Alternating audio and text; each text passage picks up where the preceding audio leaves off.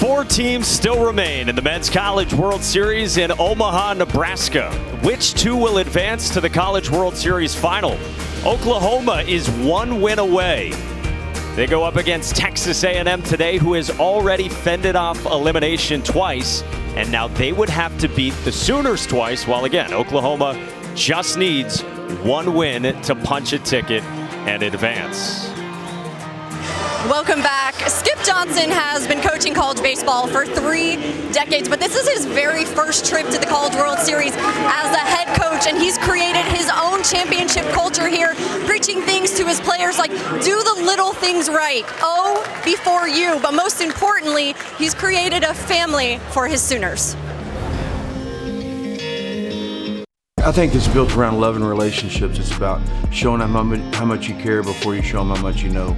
We're really close, this team. I think this is the closest team I've had in the last, 4 years. I really developed some good relationships with these guys. We're all really close. Really what we're looking for is what's in their mind and what's in their heart. You want to carve your name on their heart, and when you carve your name on their heart, then you can carve it on marble.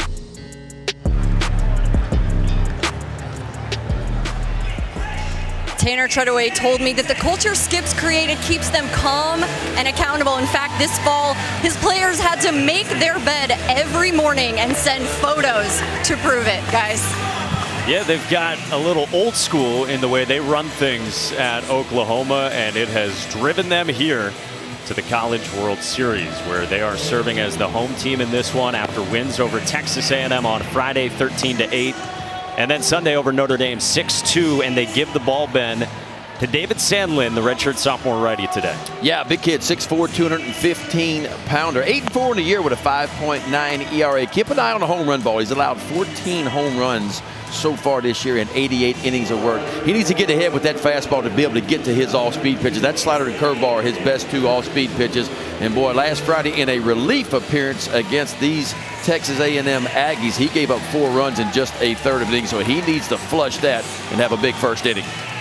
Let's get you the lineup as well, brought to you by Capital One that he will face. Yeah, you know about the stars up top, Moss and Rock and Bose, but how about Jordan Thompson at the bottom? 9 of 12 reaching base here at the Men's College World Series. The Aggies have been able to hurt people top to bottom.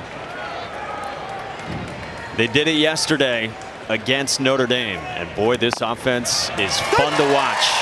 Strike one from Sandlin, and off we go. Yeah, Sandlin's got a good fastball now. It'll tick up 95, 96. It'll average just about 93. He's facing Trevor Werner, third-year sophomore third baseman from Houston. He was 2 for 4 yesterday with a solo shot, a walk as well for the Aggies, who stayed alive.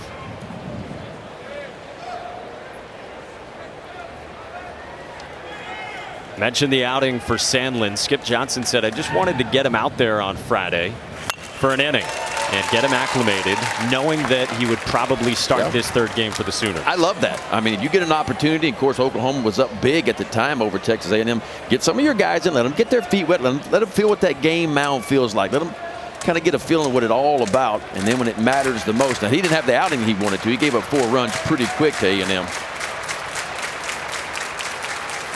And here's his 1-2 to Werner. Strike 3 called. 95, and David Sandlin fired up after the punch out. Yeah, I love that. Catcher for OU set up on the outside part. Jimmy Crooks says big right-hander right out here on the outside part of the plate. Now it's elevated just about the belt, maybe a tick above, but it looked like it definitely caught some plate to me. I like the approach against the Aggies. To me, if I got Texas A&M with 2 strikes, I would stick with a fastball. Obviously, you're trying to locate it, right? Get it to the edge. But it's a team that wants to work counts, so good at staying in the strike zone that I think the fastball is a great 2-strike pitch against these guys. Because this is what you're talking about. I mean, how about this for the Aggies offensively? The first 3 games, the first time through the order. So 27 plate appearances. They have not swung at the first pitch. And as a pitcher, I love that, right? It gives me a lot of confidence. No, they're most probably not swinging at strike 1, so I could just groove a heater right away and get ahead of you and then get to my all-speed stuff. Well, and if you got a plus heater and they've shown you that they don't really chase breaking balls, I think I think you've got to trust that fastball even in 2-strike counts until they prove to you they're on it.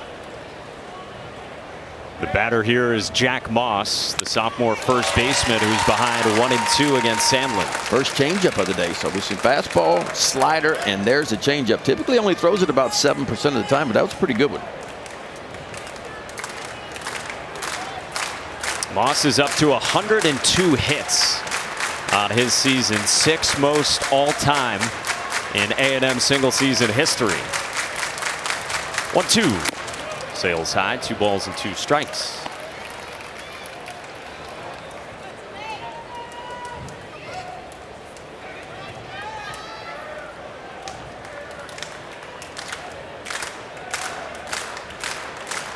Moss had a double yesterday. That was a 5-1 win for A&M over Notre Dame. Beat Texas on Sunday 10-2. Good looking breaking ball and a couple of punch outs for David Sandlin. Look out now. Fastball 94-95, and watch the depth of this slider here. You talk about down and in and right underneath the bat of Jack Moss.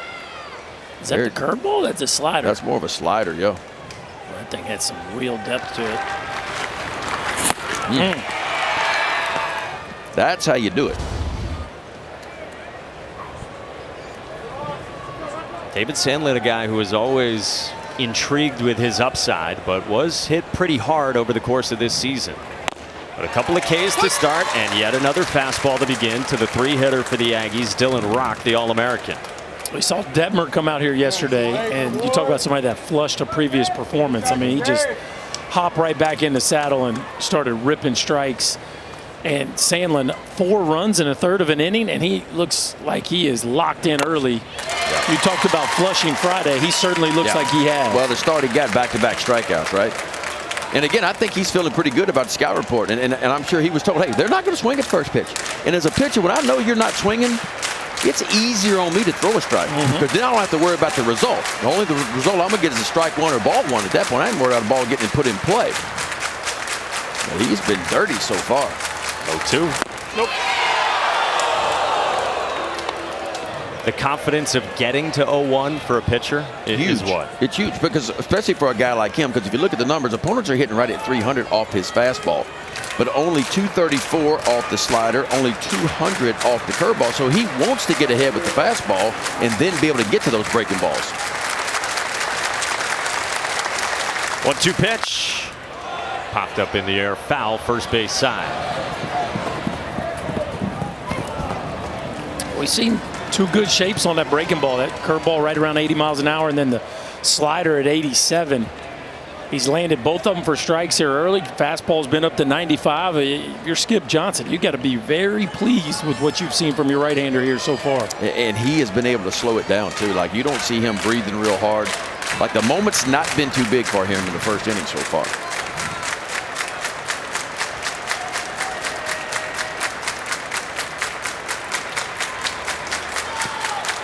Rock readies for another 1-2.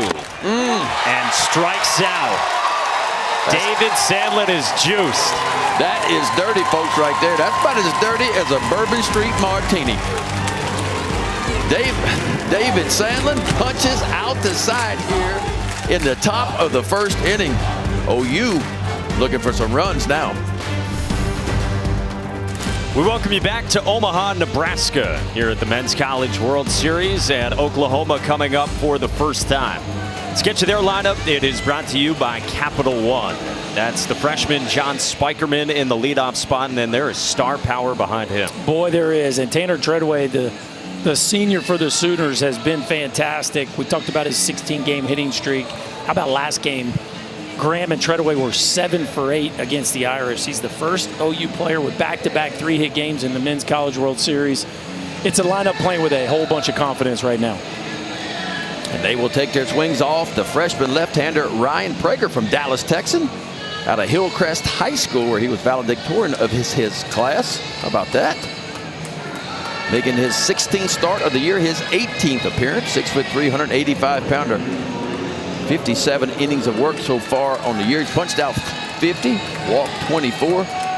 3-pitch mix fastball is his best pitch. Polisch only hitting 189 off of that fastball that'll average about 89, 90 miles an hour. Occasionally it'll tick into the low 90s. How about that, Ben? You go from Bourbon Street to Omaha, Nebraska and Charles Schwab Field. How about that? John Spikerman leads it off left on left against Ryan Prager. Talked about the pitching the last couple of games for Texas A&M, and boy, were those big outings from Micah Dallas and Nathan Detmer.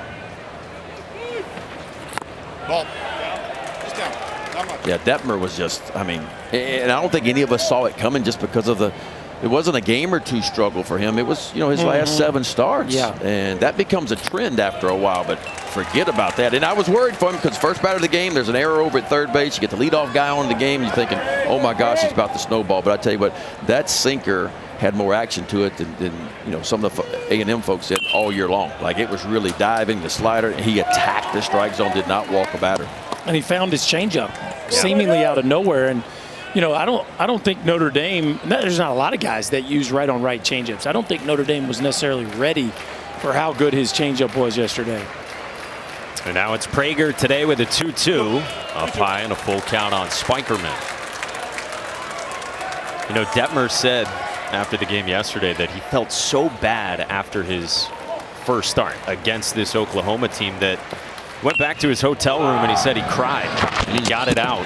Boy, did he respond in a big way as Jack Moss taps the bag to retire Spikerman. It takes a super mentally tough person to go through what that man's gone through the last 7 starts, and then to fail on a huge stage. Game 1 of the College World Series, just didn't have his good stuff. Couldn't get out of the 2nd inning, and yet he was able to flush it all. There was no scar tissue at all, and he came out and pitched outstanding. Well, brings up the 3rd-year sophomore shortstop Peyton Graham, Texas native. Boy, did he have some kind of game on Sunday. 4 for 4 with a walk, couple of stolen bags as well. He got cut up on his chest, right around his abs and rib cage as well, going sliding into a bag. And he has been fantastic here in Omaha.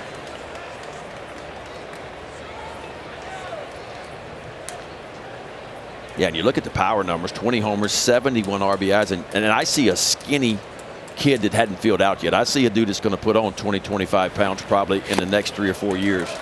And they're telling him where the pop's going to go from there. The question is, as he get older, does he still have the speed? Because he leads the team in stolen bases, too, with 34. He hasn't been caught stealing in more than 2 months. He's ahead in the count here. I mentioned what he did. He was the first player at the College World Series since Barry Bonds to have 4 hits and 2 steals in a game. Down. And he works a walk, so 5 pitches. Graham is aboard, and more of the same after what he did on Sunday. That's pretty good company right there. 4 hits and 2 bags. Bonds and Graham, and it's a Christian Yelich kind of body. He's maybe not quite the runner that Trey Turner is, but when you think about the fact that he plays shortstop and has all that upside with the frame, again, like we said a few minutes ago, to me, he's the most talented position player from an upside standpoint here at the College World Series. Pretty good lead right there. Blake Robertson, first pitch swinging, serves one into left, falling fast, and it drops down fair. Robertson bloops one in front of Dylan Rock, and they're at first and second for the Sooners in the first.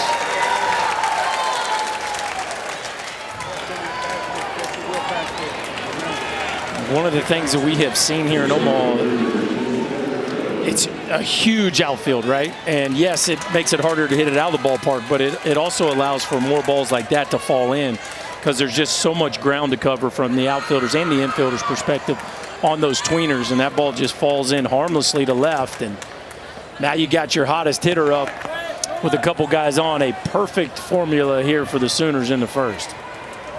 The cleanup man and 5th-year center fielder Tanner Treadaway from Justin, Texas, was 3 for 4 with a couple of runs driven in, plus a walk Sunday against Notre Dame.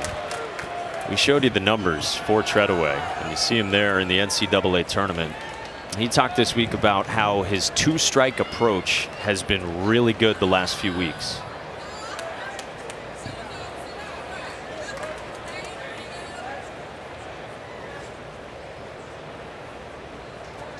Prager's 1-0. Well, we talk about it a lot with A&M. If you feel confident and comfortable with two strikes, then you can be a little pickier early in the count. So now you're only swinging at pitches you like to hit early because you're not afraid to go late. And then also, as you get later, you get more information from the pitcher, and things just tend to snowball. Treadaway talking about feeling comfortable with two strikes. It does not surprise me when you consider how hot he has been. 2-0. That's a strike on the outside part of the plate. The Treadaway family is back again. We think the superstitions will stay the same. That's Father Chad in the middle. He of now broadcast fame. Grandpa Reggie on the right. 2-1 to Tanner. Foul back 2-2. Good swing right there. And White not on a 2-1 count. Guessing fastball and got one. Just barely missed that one.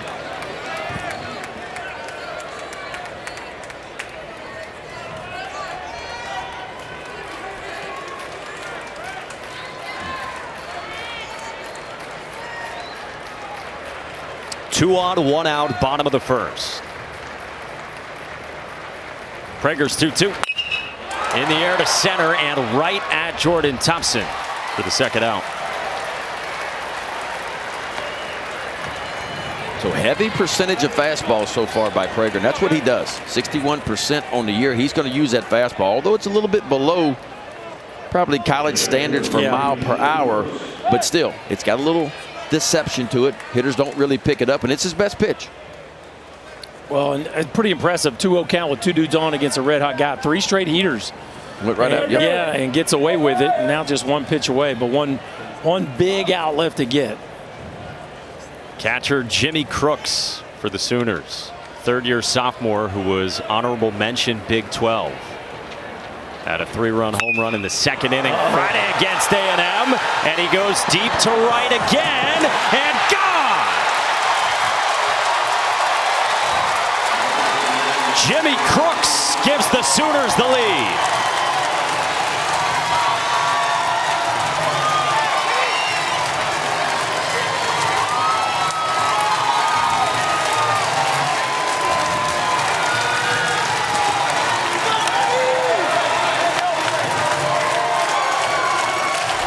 Hey now, careful with the hanging breaking ball to a red-hot veteran hitter. Just a spinner sitting right down Broadway. Crooks recognizes early, is right on time, and on a day where the ball will travel, Jimmy Crooks puts a crooked number on the board for the Sooners. What a start for Oklahoma. Jimmy Crooks must be a fan of Earl Weaver. That's 2 3-run homers for him here at the College World Series. Second inning Friday, and now on Wednesday he does it in the first off Prager. 2 balls and a strike on Wallace Clark, third baseman and 6-hole hitter for Oklahoma. Boy, the Sooners are just confident, and they've looked this way the last month and change now. Well, you know, Ben's been talking about Prager's best pitch is his fastball, but it's easy to think left on left. You can just flip a little breaking ball in there and somebody's going to take it. But that one just had no shape to it, and it was easily recognizable for Crooks. You got to give him a bunch of credit, though, going up there ready to pull the trigger on a first pitch breaking ball. Let's take another look at this one. As the Sooners continue their momentum here in Omaha. 3 in the first is a pretty loud statement. And they're off to a red-hot start. The NCAA College World Series is presented by Capital One. What's in your wallet? Comfortable Wednesday afternoon here in Omaha, Nebraska. A little cooler, if slightly, than the last few days here. Jimmy Crooks has given the Sooners the early lead on Texas A&M, playing in a 3rd elimination game. And they have won multiple games here at one College World Series for the first time in program history. Before Sunday, their win over Texas They had lost 9 straight games here in Omaha going back to 1993, but they are confident with their backs against the wall. 4, 5, and 6 in the second against David Sandlin, and Austin Bowe skies this one to left center. Kendall Pettis steps in front of Tanner Treadaway, and there's one gone. We said it off the top. Huge season for the Aggies. The number 5 national seed, so the highest seed still remaining here in Omaha in year 1 for Jim Schlossnagle at the helm. Yeah, I mean, look, as Berkey said in the open, it's a program that only won 9 conference games last year. They go 1-3 in their first 3 conference series this year, but then when it all came together, it began to roll. They win 7 conference series in a row, and of course win the West. He has talked about their resilience all year long, especially the last few weeks on this run they've had through regionals at home, supers against Louisville, and now into Omaha. Switch hitting second baseman is Ryan Targach.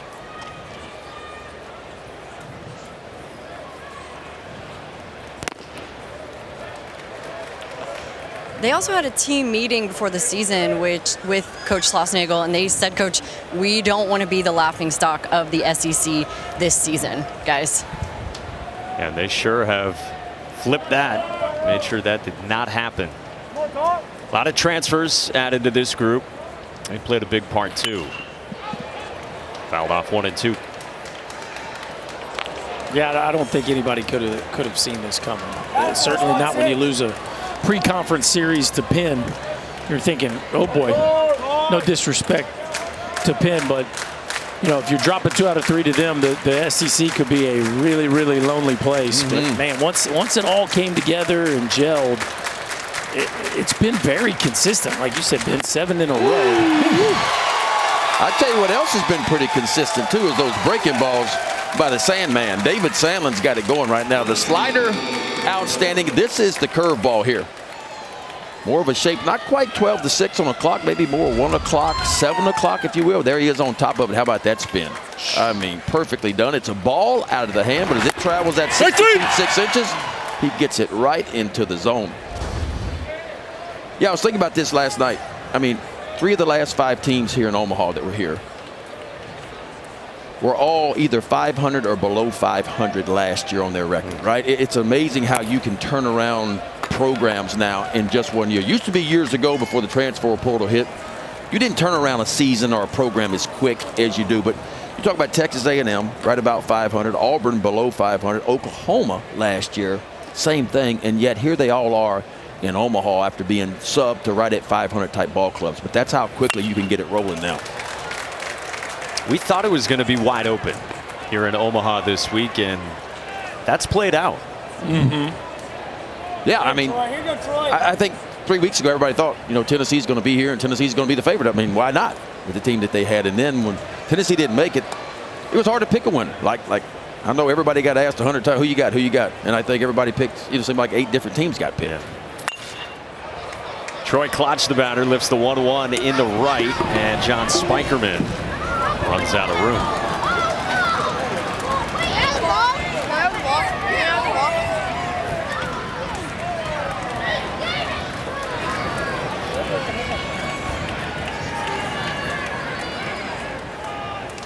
I think the biggest deal with A&M is not just that they got really good players out of the transfer portal, but they got great people, right? Guys that were willing to come in and buy into what Schloss was selling. And you look at Troy Klotch, the guy up to bat right now, he's kind of the captain of that in more ways than one, right? That's why he's wearing number 12. But guys that not only came in and helped him on the field, but off as well. Nope. Oregon State transfer. His story's been told quite a bit over the last few weeks. Here with the Beavers for their national championship in 2018 in a reserve role. And now he has helped lead the Aggies to Omaha. David Sandlin's 2-2. And Klotch lines it over second into right center field. Boy, that is a pro AB from Troy Klotch.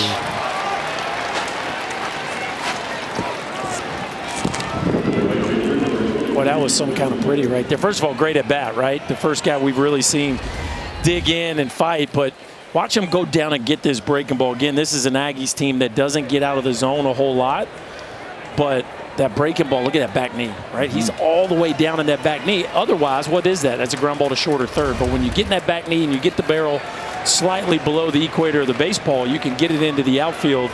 Just a nice two-strike swing right there from Claunch. Brings up Brett Minnick, and if you're the Aggies, this feels a little bit like how the game yesterday against Notre Dame started, where Liam Simon had big stuff early on, but the Aggies just weathered that the first couple of innings. Yeah, I mean, look, it's a veteran team, and they're going to go to school. What I haven't seen yet from Sandlin is a fastball inside. And if he wants to get to those breaking balls and use those breaking balls away to the right-handers, he has to make them a little bit more aware of the fastball in.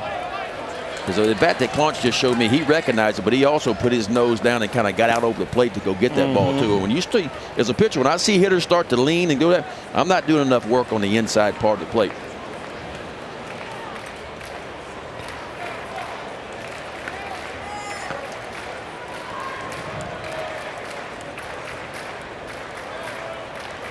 Sandlin peers in against Minnick, the fourth-year junior right fielder for the Aggies.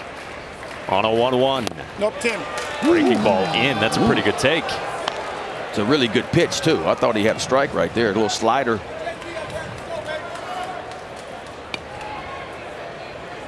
Yeah, that's one of those ones as a pitcher you throw and you think, is that guy that locked in? How does he not? 'Cause, I mean, that's a strike out of the hand, right? And most of the way there, it is a strike. And at the last moment, it dove down and in. 2-1. Tried it again, got the swing and miss this time. That makes me feel better as a pitcher. Like maybe he's not that locked in. Well, that's a perfect example of when a guy takes your best breaking ball, what does he usually do? Okay, well, he's not going to throw me that one again, right? And then you go, mentally you switch to the fastball. Then he comes back with the same breaking ball. That one was more of a ball than the previous one, right? Yet he swings right over the top of it. Just shows you how he had switched his approach. With Claunch at first, 2 outs, top 2. 2-2. Blocked by Jimmy Crooks, and a full count on Minnick.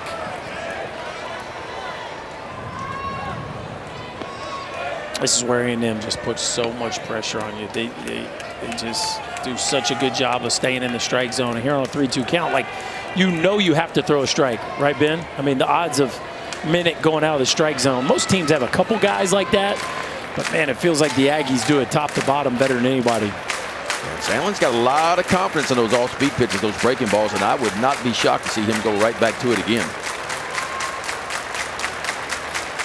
Claunch goes, 3-2 is lined into center field. Base hit from Brett Minnick. First and third for Texas A&M in the second.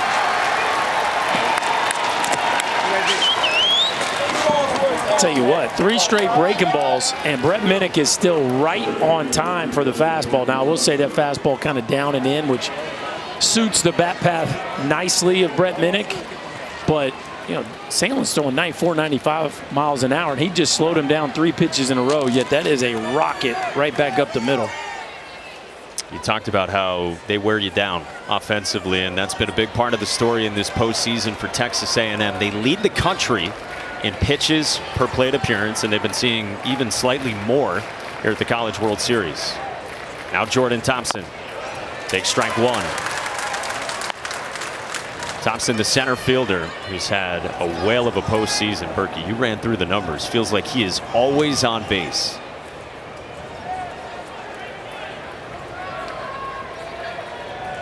One for 3 yesterday against Notre Dame with a walk as well.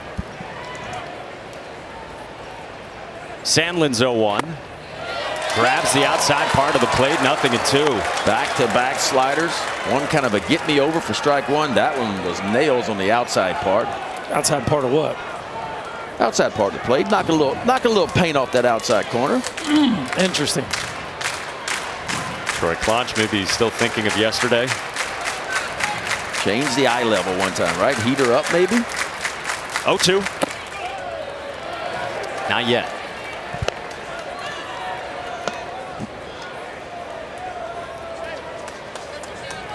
A little self-chatter.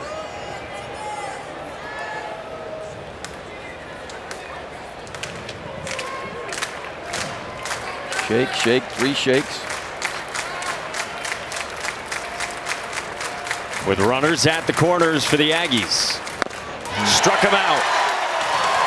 5 Ks for David Sandlin, and he leaves 2 in the second.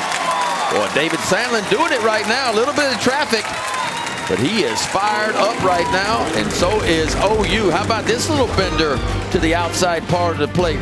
It's Oklahoma off the field. College World Series at Charles Schwab Field. The youngsters. Nice. Yeah. Look at that.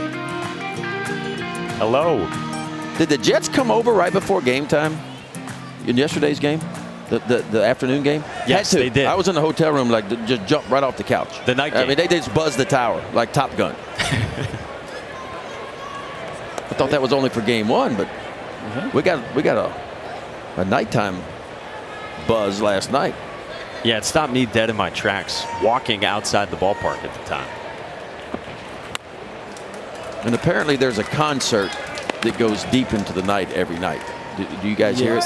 I don't know if that's a concert, Ben. I think that's more of like a DJ. Whatever it is, I can hear it like it's in my room. Jackson Nicholas drives this to center, and Jordan Thompson 1 away. Ben, you are not participating in the concert? Well, I almost have to, as loud as it is, even from my room. Yes. It's Oklahoma up 3-0 on Texas A&M here, bottom of the second. We're going to do a live look-in on the UmpCam feed. It's an alternate broadcast available on the ESPN app, and it's the same as this regular broadcast here, but you get every pitch from this unique UmpCam.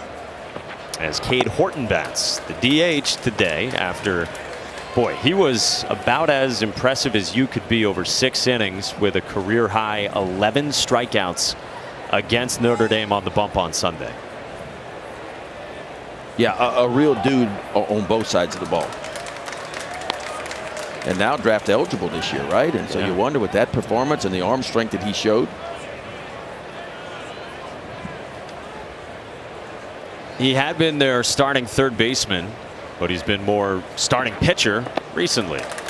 Pulls back, and Ryan Prager's behind 3-0. Well, Tommy John surgery, right? Slowed that down a little bit, and he came back pretty quick from Tommy John surgery. They had him, on the bump and throwing bullpens in February, which is, 11, 12 months after surgery. That's quicker than most.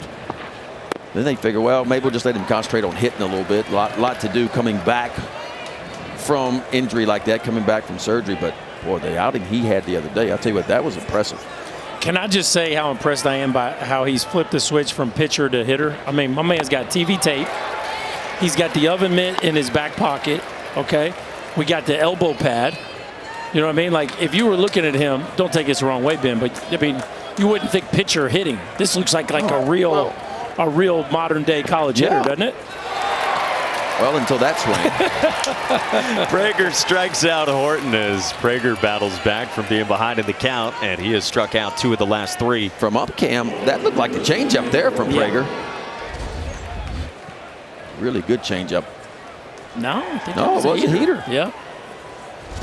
A little tardy, and again, the heater from Prager just has a little something mysterious to it. I was talking to a coaching staff that faced him in the postseason. They said, yeah, the fastball plays up. It's got ride, it's got cut, a little more than the velo would say.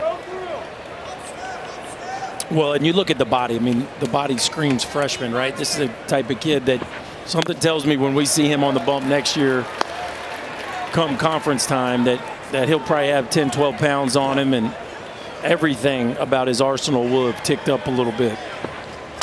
Yeah, he's really good right now to his arm side. It looks like to me every now and then he throws a little two-seamer kind of down and away from the right. He sinks it a little bit, the four-seamer too.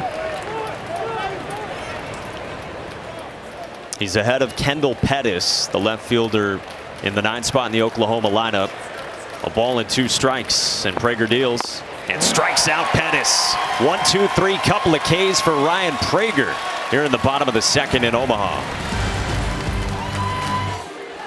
David Sandlin has been good so far. The Oklahoma starting pitcher with 5 strikeouts in 2 innings against Texas A&M. And Ben McDonald, we were talking with his head coach, Skip Johnson, earlier today. He told us David Sandlin, junior year of high school, wasn't even on his varsity team. It's kind of the Michael Jordan story, right? Where didn't even make his high school basketball team. Sandlin didn't make his high school baseball team his junior year, but worked hard, wasn't a high recruit, ended up going to junior college, pitched a couple years at Eastern Oklahoma State Junior College, and tell you what, he put up some big numbers there, got noticed by Oklahoma, and here he is in his first year in an OU uniform.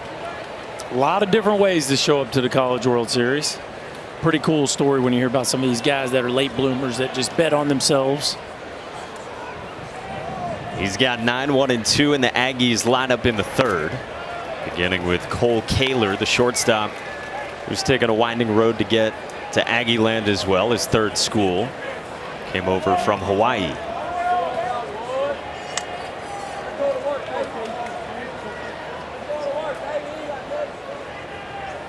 And we were talking with Peyton Graham about David Sandlin this week, and Graham told us he is very fiery. It's not what you're going to get with Jake Bennett, their top starter.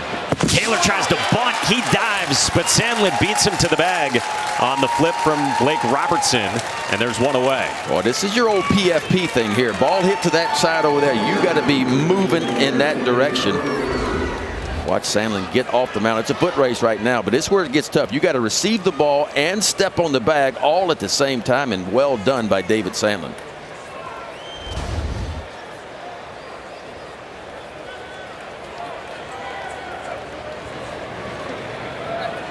Good hustle from Cole Kaler, but he's the first out here in the third. And yet again, first time through, a first pitch take every time from the Aggies. So we'll see if anything changes now. Second time they get a look at David Sandlin. And Sandlin has retired the first batter of every inning, and that, that's the key for me, right? You get the first out as a pitcher of every inning. That first batter steps in the box, you get him out. The chance of the other team scoring from there goes way down. To me, it's the most important out of the inning.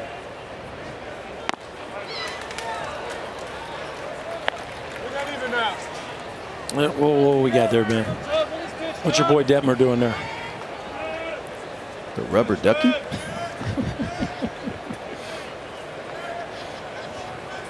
It's a good look.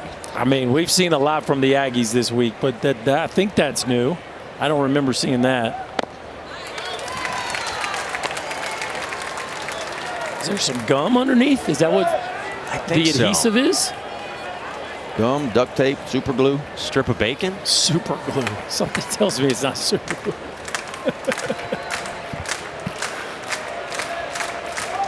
Ball and 2 strikes on Trevor Werner. And he strikes out. Another K for Sandlin. Well, it's not been a big surprise on the scouting report for Sandlin, right? Get ahead with the fastball and be able to get to your off-speed pitches. We talked about his 2 breaking balls being the difference maker for him, and it has so far today. The slider and the curveball. He's gotten ahead with the fastball. There's your slider. You can see the dot on the front of it as it made its way towards home plate.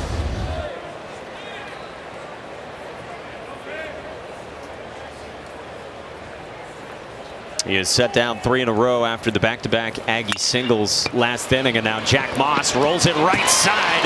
Jackson Nicholas knocked it down, but Moss is on with a 2-out single. There's a little adjustment by the Aggies. Jack Moss went up there and ambushed the first pitch. Not necessarily the hardest hit of his career, but nevertheless a little 2-out action here for the Aggies. And I think that's a smart move to change the approach, because Sandlin's breaking balls have been so good. And I think if you're Texas A&M, you're going to say, okay, if he can land strike 1 and get ahead, and then he wants to get to those breaking balls, maybe we should be a little bit more aggressive on a first pitch fastball.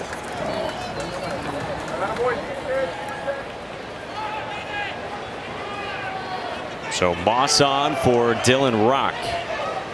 Struck out on a slider his first time. Grad student originally from Sugar Land, Texas. Spent 4 years at UTSA, 4-year starter there, where he hit 18 combined home runs, and well, that's what he's done in 1 season with Texas A&M.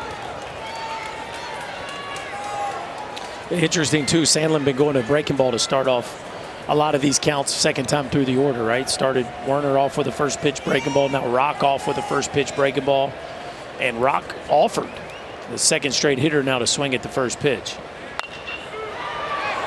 In the air towards second, and Nicholas spins around and makes the catch to end the inning. Good start for David Sandlin out of the gates in his first 3. Skip Johnson is with Danny after this. Welcome back to Charles Schwab Field. Oklahoma leads 3-0. I'm with Sooners head coach Skip Johnson. 2 days off for your club. What does that do for you? It just makes us relax. We got to go lift weights and hit and practice anyway. Can continue to work on the game. And David Sandlin, what's been the difference in his approach on the mound in this game? Just taking it one pitch at a time, really. I mean, that's basically what we talked to him about. Just execute pitches. You can't, he's going to give you effort, and that's all you can ask out of him. Coach, thank you. Thank you. Guys. He's got to tend to the deer feeders, he said. At some point, they've been on the road for so long, but that can wait, Ben. Well, if you know Skip Johnson, he's probably found him a fishing hole here in Omaha somewhere. But, yeah, he was telling us, he's like, man, I got to get somebody to fill up my feeders at home. He's a big outdoorsman, big deer hunter, so he wants to keep the corn flowing, keep the deer in a certain area. I think he enjoys talking about the outdoors as much as he does talking about baseball. Yeah. Like that's a passion of his, like baseball is. And of course, for baseball players, it works out perfect typically because you played during the spring and the summer, and you get to fall off, winter off. Runs a tight ship, as Danny was saying earlier. Yeah, it's interesting, man. I mean, what we talk about with Notre Dame is all the mustaches, and we see a bunch of dudes that have the long hair coming out of the back of the cap. This Oklahoma team, old school. You got to be clean shaven, no long hair. Definitely a throwback program. John Spikerman singles up the middle off Ryan Prager to begin the bottom of the 3rd inning. And it's a young program, and we look at all the 8 teams that came here to Omaha. I think they were the youngest team here. Not a lot of older guys. We saw Notre Dame, a lot of older guys. Some of the other programs, average age 22 years old. Not that way for Oklahoma.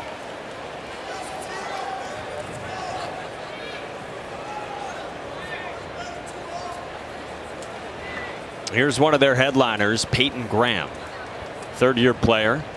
He walked his first time and scored. The big blow in the first was the Jimmy Crooks home run to right field. Graham has now reached in his last 7 plate appearances.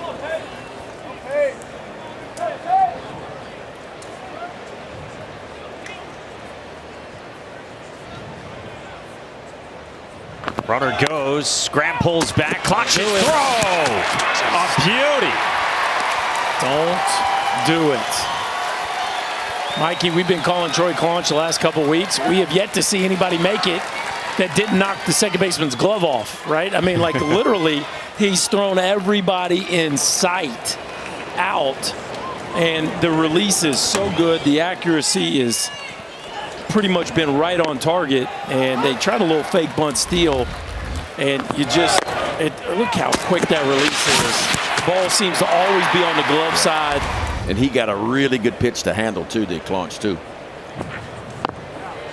But OU's going to run. I mean, look, that's what they do. I think especially when they get ahead, like a lot of programs, a lot of coaches, they're going to keep the pedal to the metal.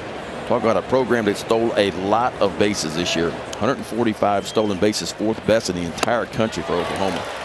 As much as I love stealing bases, you get a guy up who's reached base 7 straight times and who's as big a power threat as they have in their lineup, not to mention 3, 4, and 5 coming up afterwards. I don't know, against the left-hander, that one felt maybe like a little too risky with nobody out and your stars coming up. Again, especially with Claunch, it's just been a throwing display from him in the postseason. Blake Robertson in the 3-hole on deck. 2-2 to Graham, and that's pulled to left and foul. With Claunch, how transferable are his skills to pro ball? How advanced is he right now the way he is? Well, he's mature, right? And, working with Nate Yeske, who professional baseball has been trying to hire for years. He knows the art of calling pitches. We've seen him block and receive everything in sight, and the throwing is certainly major league average. Graham again to left. This is fair into the corner. Ricochets off the wall, and a 2-strike double for Peyton Graham.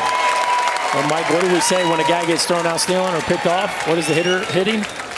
1,000. It's maybe not an official stat, Ben, but it's pretty much official. If you get thrown out stealing or picked off, the dude is going to hit a rocket, and that one stings there a little bit.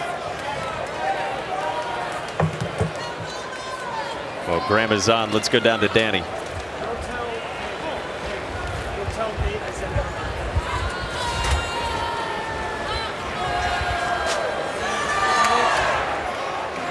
Having some audio issues as Jim Schlossnagel comes out here. 45 pitches deep for Ryan Prager in the bottom of the third. And second time through, A&M down 3-0 in a winner-go-home for the Aggies. Yeah, it looks like A&M has their ace reliever up and moving and throwing down there. Jacob Polisch is getting loose.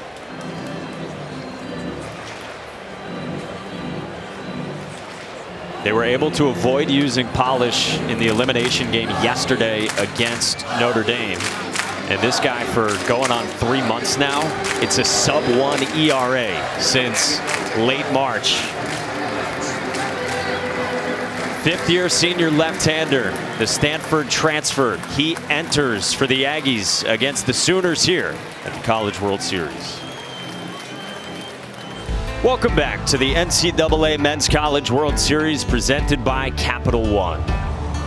Well, it's go time for Texas A&M, already down 3-0. So Ryan Prager, the starter, is out, and Jacob Polisch comes in. His last 37 innings, 4 earned runs. Yeah, I mean, look, he's the glue to that A&M bullpen. There's some nice pieces down there, but this is the main piece. You see what he's done. His last 16 appearances, 6 walks. How about that? 45 strikeouts. He pitched Sunday, the elimination game against the Horns. He went 2 2/3, only allowed 1 hit, did not allow a run, struck out 5, 49 pitches. And the fact they didn't have to use Polisch yesterday was big. He should be able to get him some length today. And this is what he looked like against Texas on Sunday. Really good fastball. The fastball tick into the mid-90s. He'll use both the inside and the outside part of the plate, and he likes to work the fastball into the right-handers and come right back behind it with that really good slider of his. He told us this week, last year, the slider was struggling for me. I was coming off surgery at the time. It didn't have the same break. Freshman and sophomore years, his slider had more movement. He had more confidence in it. Had a small repair in his shoulder. And after that, his work with Nate Yeske, the pitching coach that Berkey mentioned, has made a big difference for Jacob Polisch with the breaking ball. He gets Blake Robertson to roll one to second at Ryan Targach, and it's dropped by Moss.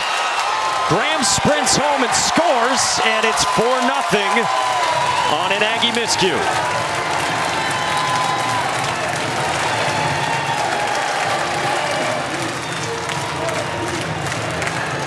Wow, Ben, I was just ready to talk about how the Aggies avoided a run because of the base running mistake by the Sooners, and then the Aggies make a mistake of their own, just not being able to play catch. Not a perfect throw, but this is a throw you catch 100 out of 100. Well, if you're Jack Moss, and I'm not exactly sure what happened there. This is something that has plagued Texas A&M all year long. The fielding percentage, 967. You know, you rank that in the SEC, 14 teams. That's 13th.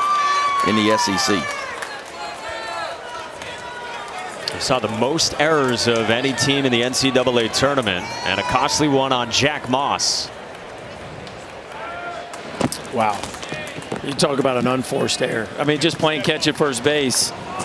And, you know, you could have a runner on third and 2 outs. And now you find yourself in a mess here with the red-hot Treadaway up.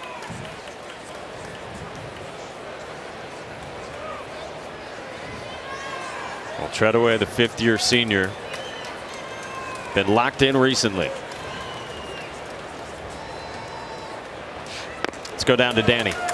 Well, we've seen Tanner Treadaway's family in the stands. His grandpa, Reggie, played for Pan American in 1971 in the World Series, the College World Series at Rosenblatt. Check out that photo of him scaling the fence. Here's the tie-in, though. Reggie Treadaway was Skip Johnson's mentor and coach at Pan Am, and Skip said that's why this trip has been even more special with Tanner on the team, guys. What a grab. Yeah, I mean, go get it. Well, I guess that was like right by the dugout, it looked like. Maybe, I don't know, was that the third base line or whatever it was? That was one heck of a catch. Grandpa had some skills, huh? Popped up foul, 2-1. Where are we at here? Let's see if we can deduce where this ball is being fielded. I'm saying that's the third base line, and he's playing third base, catching that ball by the dugout. What do you think? Because he wouldn't be faced that way if it was the first base line, would he? How about our guy there, bottom right, just sitting, chilling? Yeah, like, I'll hey, just turn my head. Nice catch. 2-1 to Tanner. And he vaults it to right at Brett Minnick. 2 away. Well, that could have been a 0. And, you know, each team's kind of giving the other one, right? You got Spikerman gets thrown out stealing, and then obviously the Aggies gift wrap a run with the air at first base. But that one in a game against a team like the Sooners where you feel like, I don't know, what do you think today's going to take? 7, 8, 9 runs to win the game? You don't want to just give them one. And Jimmy Crooks supplied 3 with 1 swing back in the first inning. First catcher at the Men's College World Series with multiple home runs since Adley Rutschman. It's good company. Not too shabby. Skip Johnson told us Jimmy Crooks is a special kid. He said, very simply, big leaguer. Well, he certainly swung the bat like a big leaguer here in the postseason. I always love it when you see these guys just grab a gear. I mean, Crooks now has 9 home runs on the season, 4 in postseason. Jordan Thompson, the center fielder for A&M, 6 home runs, 3 in the postseason. Yeah, Crooks is 15 RBIs now in the postseason. 1-0.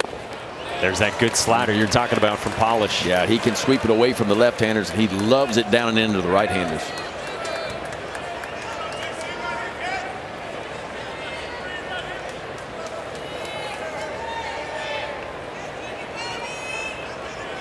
Well, you think Stanford would have really liked to hold on to Jacob Polisch for another year. Yeah.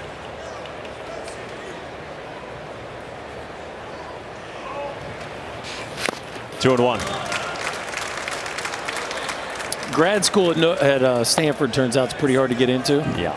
So I think Stanford's going to have trouble with some of these guys that once they graduate, it's like if they don't get drafted and they don't want to go start their professional career, if they want to play, if they have an extra year, they're probably going to have to leave. And that's what happened with Polisch. I wouldn't know. I didn't apply for grad school at Stanford, but I hear it's tough to get into. Well, apparently is. If you got a young man that's a difference maker on the ball field and he's been with you for 4 years and you can't get him into grad school, yeah, must be pretty difficult to get in. What was your graduate degree, Ben? Is that like a joke? I tried to get a degree in 5 semesters, but they wouldn't give me one. No. The accelerated program. No. Another good slider. Got a half-hearted swing from Jimmy Crooks. You saw his father, Jim. There he is, watching Jimmy.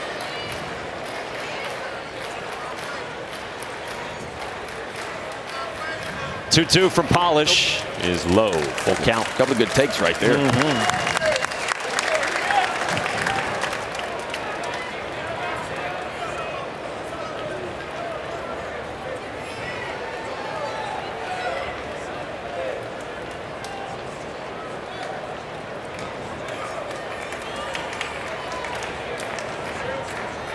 Graham doubled and scored. Polisch is 3-2. Towards short, past Kaler. Drops down into center. And they're at the corners for the Sooners with 2 outs in the 3rd. Well, you talk about Jimmy Crooks being a big leaguer. If you're going to play in the big leagues, especially every day, you got to be able to handle left-handers. And Jacob Polisch, about as good a left-hander as college baseball has out of the bullpen. And watch him stay on this breaking ball.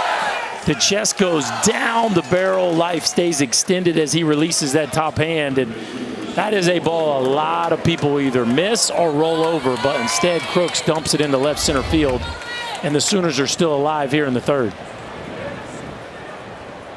Now Wallace Clark, switch hitter from the right side, rolls the first one at Trevor Werner, who ends the inning. But another run for Oklahoma, and after 3 in Omaha, it's the Sooners 4, the Aggies nothing.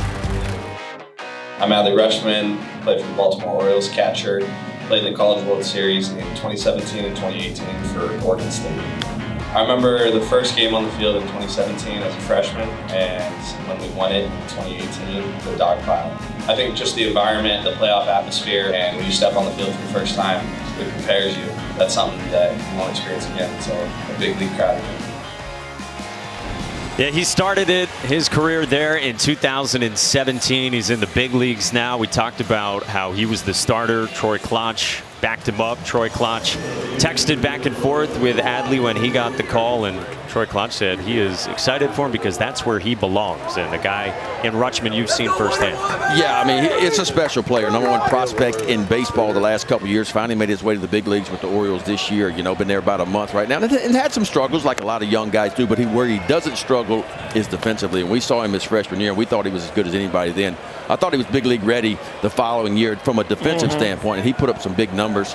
Minor league player of the year with the Orioles last year, put up some big numbers, and now he's in the big leagues doing it. And he can swing a little bit. He's going to be fine. Austin Bose lifts this one down the line and left, back into the corner, and foul. What I love about Rutschman, even at the big league level, and he started doing it in the minor leagues, and he started doing it at Oregon State too, he will meet the pitcher. As the pitcher's coming off at the end of every inning, he doesn't run to the dugout. He meets the pitcher right on the first baseline or on the third baseline, depending on what dugout they're going to, and he'll pump him up, have a conversation. Hey, man, stuff's really good. That's really good. Wait, he's still doing that in the big leagues? Still does it in the big leagues. He meets the big league pitcher. He doesn't go to the dugout, dude. I wonder what Scherzer would do if he did that. He'd probably shoo him back in the dugout. Said, you just keep putting the fingers down. Like, the Orioles are just young enough where that works, right? Like, I'd just be curious to see, like, you know, if he had a veteran pitcher, if they. Well, Jordan Lyles has got 10 years in the big leagues, came from the Rangers. He's one of the stars with the Orioles now. He meets him too. I mean, he's right up cool in his about it? Yeah. Okay. That's just what he does, and I like that. Well, I guess Adley is kind of the franchise, so you probably should be nice to Adley. You know, probably don't want to get a reputation of telling Adley to shoo off, but I wondered if he would keep doing that in the big leagues. He's absolutely doing it after every inning. He's a neat kid, man. A really, really neat kid. 2-2 to Bose, and a full count from David Sandlin. Was a kicker too, right? That's right. What did we have? We had that clip of him tackling McCaffrey, didn't we? Something like that. Oh, he's put together. So neat to watch. Stars come here, and then sometimes it's so quickly that they are stars at the next level. 3-2. Bose bounces it foul up the third base side. Bose looks like he's all over that slider. That one was, he hit the one foul homer. That one was sitting there right down Broadway, and he just kind of came over the top of it. Something tells me Sandlin might go to something different here. We've seen 3 doubles and a home run from Bose here in Omaha. 2 for 4 yesterday. Got to throw a strike too, right? Up 4-0, first batter of the inning. Doesn't throw a strike and stuck with the slider.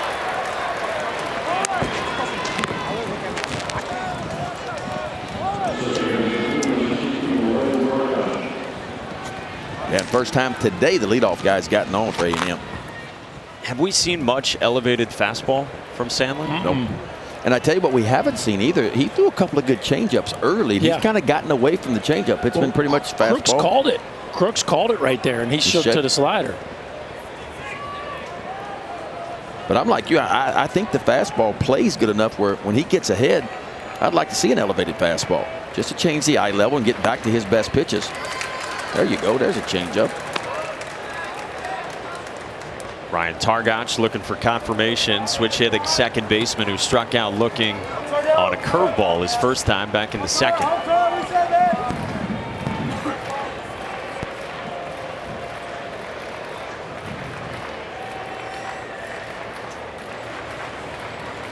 Up and away. Boy, he has not thrown a ton of fastballs here in this inning. Maybe one. I think that's just a second time through thing here with Skip Johnson.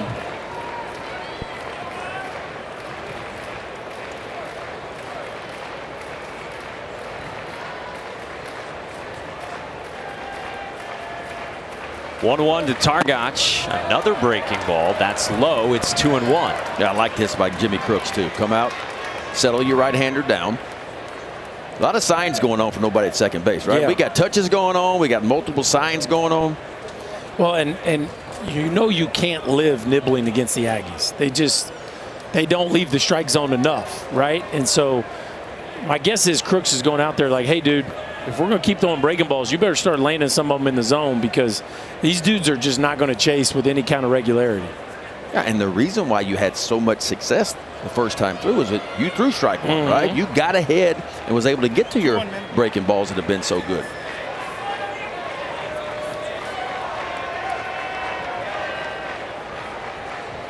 Two-one. There's a fastball, and it's lined into left field, base hit. 2 on for A&M with nobody out in the fourth. Well, you're getting these predictable counts, right? You throw 3 breaking balls, only one of them, or 3 off-speed pitches, only one of them for a strike.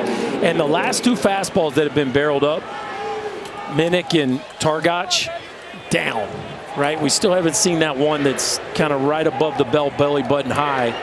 And we know how left-handers typically like those fastballs down around their kneecaps. That was a rocket there from Targach.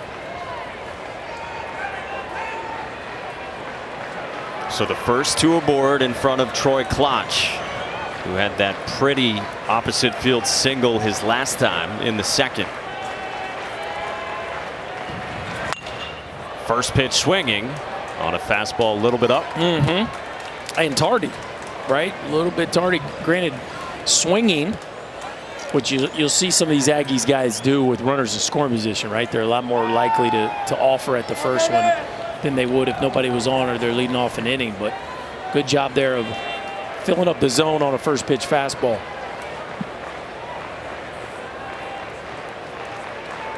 David Sandlin sets his 0-1. There you go. There's that fastball command. That was nasty there. A little cut life to it too, down on the edge.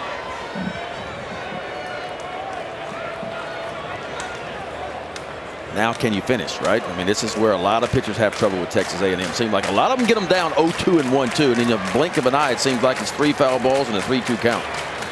There you go. Struck him out with a fastball. First time we've seen an elevated fastball that I know of. Now, I'm not sure it was on purpose, but that plays.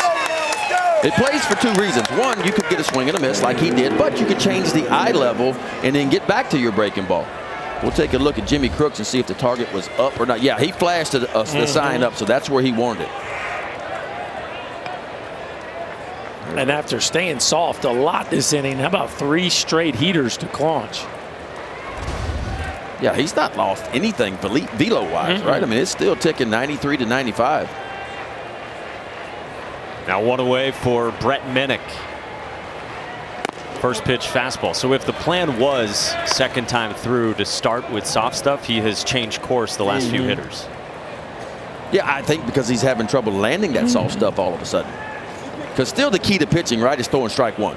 I mean, you still got to get ahead. And here at the College World Series and wherever we watch ball, the pitchers that throw strike one and get ahead, put hitters on defense, are the ones that typically have a lot of success. When you're constantly pitching behind him and getting those predictable counts, that's where it gets very difficult.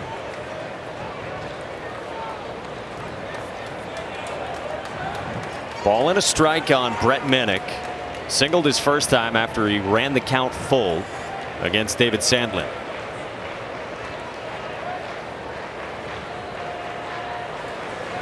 With 2 on in the fourth.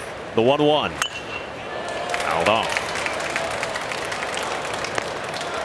I mean, it tells you what kind of life he has on the fastball. I mean, they're just having trouble getting. Now, when they get in those plus counts, yeah, cheat a little bit, get the foot down, they can barrel balls up. But when he's even or ahead in the count, they're not getting that fastball a whole lot. I go right back to elevated heater here.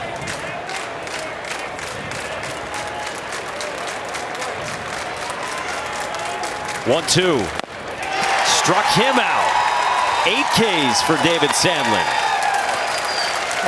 He was set up in, so I don't know if that was supposed to be a slider, but whatever it was up. It almost looked like a changeup to me. 86. Whatever it was, it worked. Let's see where this thing. You see, he's set up down and in, Ben. I feel like it was supposed to be a slider, and it just kind of just backed up. There it is. Yeah, there it is. Yeah, it is a slider. You slider. can see the spin, yeah. but that one, well, that's the pitch as a pitcher. If you could ever perfect that, the backup slider. Because hitters see that spin and they go to where they think that ball is going to end up, and all of a sudden it just stays straight.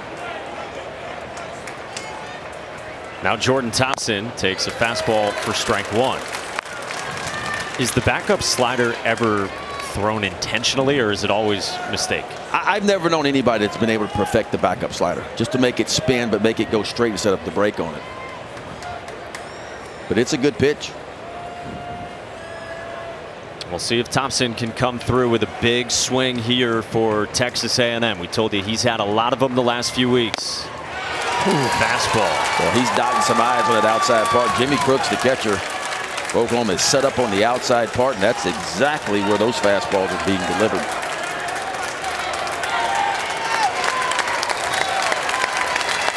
And Sandlin's parents watching. Issued a walk, then gave up the single to Ryan Targach. Now an 0-2. Fouled off by Thompson.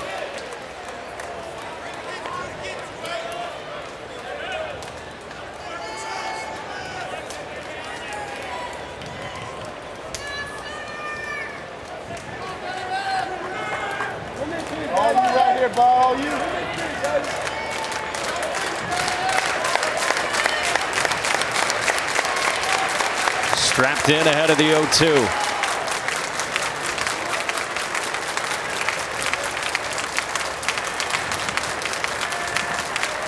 Sandlin fires, and Thompson spoils another 2-strike foul balls. You get a lot of those from the Aggies. Well, and when you see somebody, that's a breaking ball that he was late on. Like, again, it just shows you how advanced most of these Aggie hitters are with their pitch recognition. But to me, that's telling you, if you're Sandlin, to go back to the heater. At least make him prove to you that he can get to one. And if you can just get it inner third. When you see a guy that late on the fastball, if you can just get it to the inner third, it's going to be money. 0-2 again. Gets Thompson swinging. Like father, like son, some emotion from David Sandlin. Come on, Sandman. How about this? 4 innings of work, 9 punch-outs for David Sandlin. Watch this. Anything turn like this, boys, ought to have a blinker on it. Welcome back to Omaha. I'm with Texas A&M's head coach Jim Schlossnagle. Coach, you bring in Jacob Polisch after 2. What kind of length are you looking from him? Whatever he can give us. You know, we're not at the point in this year where we can just, you know, give him a couple and go to somebody else. So we'll see how long he can go. Maybe, you know, 40, 50, 60 pitches, something like that. But we'll see. Offensively, what's the key to getting to David Sandlin? Yeah, I mean, he's doing a good job. You know, he's commanding the ball to his glove side really well with his fastball. I'm assuming those balls are on the plate, those fastballs, but he got a really good break on ball going. So he's made good pitches. If we we just got to keep getting guys on. Somebody get a first big hit. Coach, thank you. Thank you, guys. Yeah, they've had base runners. They left 2 in the second, 1 in the third, 2 there in the fourth. After the 3 straight strikeouts from David Sandlin, up to 9. Yeah, you get first and second and nobody out. You'd like to push across at least 1.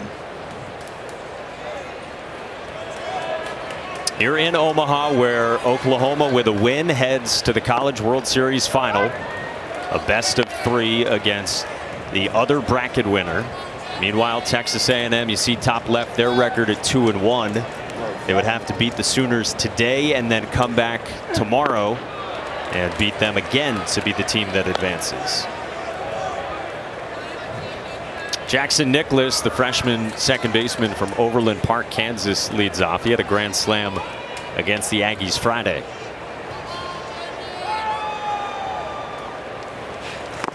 And Polisch strikes him out left on left. Hey, for more coverage of the Men's College World Series and interactive brackets, go to ncaa.com. Your home for all 90 NCAA championships. Very photogenic. Enjoying a snow cone at the ballpark. What better treat than that? Yeah, it looks like a cone to me.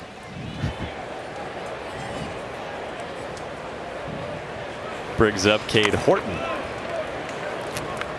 Ben, your favorite food item that you have had here this week? Anything jump out to you? Do we have any of your preferred cuisine here in Omaha? The steaks have been pretty good, like always. I've been kind of low key. I think we had sushi one day. You might have had some sushi yesterday too, Berkey. Yeah, I had some that didn't really agree with me. It's a flu game. More cone-like for sure. Slice foul by Cade Horton, 1-2 against Polisch.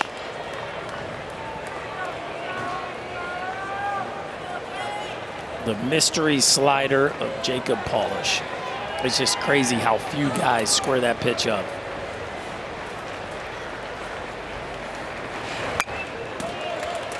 Yeah, it makes you wonder if they can see the spin on it, and he's had some struggles with his slider, but he's found something. Oh, yeah. We talk, the big talk in MLB ball is the no-dot slider or the sweeper now, the one that doesn't have the typical dot on it that hitters hit off of.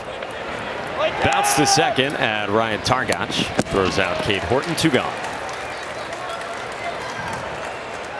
Ben, what is that for fans out there who don't know? That's tasty is what that is, but it's like seam shifted, the slider? Seam shifted wake, they call it. Some people are calling it the sweeper. Some people are calling it the no-dot slider, but pitchers have figured out a way, because typically when you throw the slider, as the ball travels towards home plate, these two seams on your two-seam fastball, it spins really quick. So you see the seams make a dot, and typically Berkey will tell you the tighter the dot and smaller it is, the better the break is. But now pitchers have figured out a way to grip it to where they see the white of the ball as it comes towards home plate. There's no dot to it, and it spins and it sweeps across the zone more than it does have the actual depth to it. And you talk to hitters in the big leagues, and they hate it, right? Because they're used to seeing the spin or the dot on it, and all of a sudden it looks like a fastball coming towards home plate. So it's spinning the same and the same RPMs. It's spinning the same. The only it's just a different part of the ball. It's the white part of the ball that's actually coming towards home plate versus the two-seam part where you would see the dot. Now it's the white part coming, and it's just hard to pick up. And that's what's kind of changed with the analytics and the numbers that we have. When I was pitching many years ago, and when you were playing, Berkey, it was almost like, we were always told the breaking ball that changed planes twice was the hardest one to hit. It had depth to it, and it had horizontal to it. Now with the analytical numbers out there, they're telling us now the ball that actually sweeps across the zone is harder to hit than what the ball is that has extra planes to it. Well, at the end of the day, any pitcher that can throw a pitch that does something that's different than what the hitter's eyes are trained to react to is going to have success, right? So if you throw a breaking ball that has a dot or doesn't have a dot but breaks horizontally and has no depth to it, a lot of, especially right-hand hitters, are going to swing underneath it. And, we talked about it a couple of days ago. I felt like Rivera's cutter would get guys to swing underneath it a lot. You see that dot there, that one's going down, not as much in. And so because it didn't go in, that one hit the end of Pettis' bat. That's a great pitch. That's where he likes to live. Heaters in and backs it up. That's a really good pitch by Jacob Polisch. Fastball right in on the inside part of the plate. 1, 2, 3, and Jacob Polisch bookends the inning with strikeouts. He got Nicholas swinging. He gets Pettis looking in the 4th. Welcome back to the NCAA Men's College World Series presented by Capital One. The first of 2 games today in Omaha, Nebraska. 4 teams remaining. Double elimination format until we get to the final with 2 teams left standing, best of 3. Chris Burke, Ben McDonald, Danny Wexelman, Mike Monaco with you, and our entire ESPN crew behind the scenes.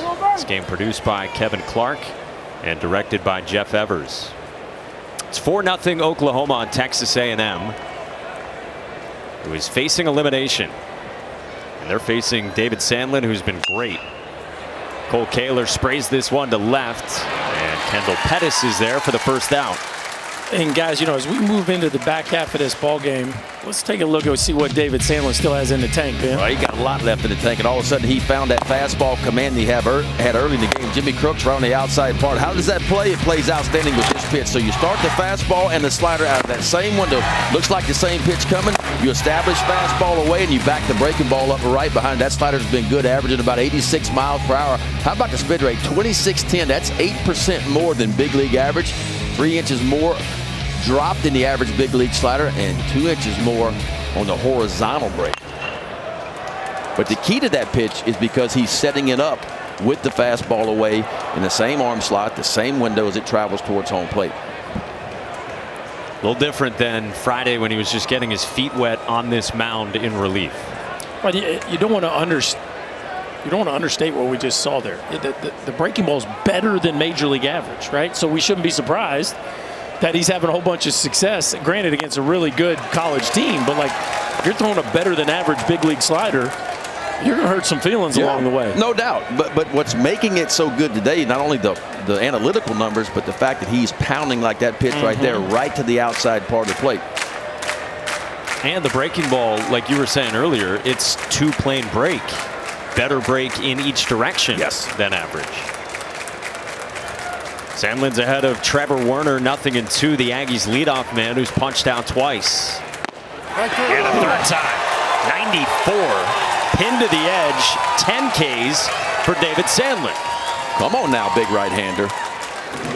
He is wearing out the glove side right now. And Jimmy Crooks just keeps on sitting on the outside part of the plate. 10 punch-outs already, ties a career high.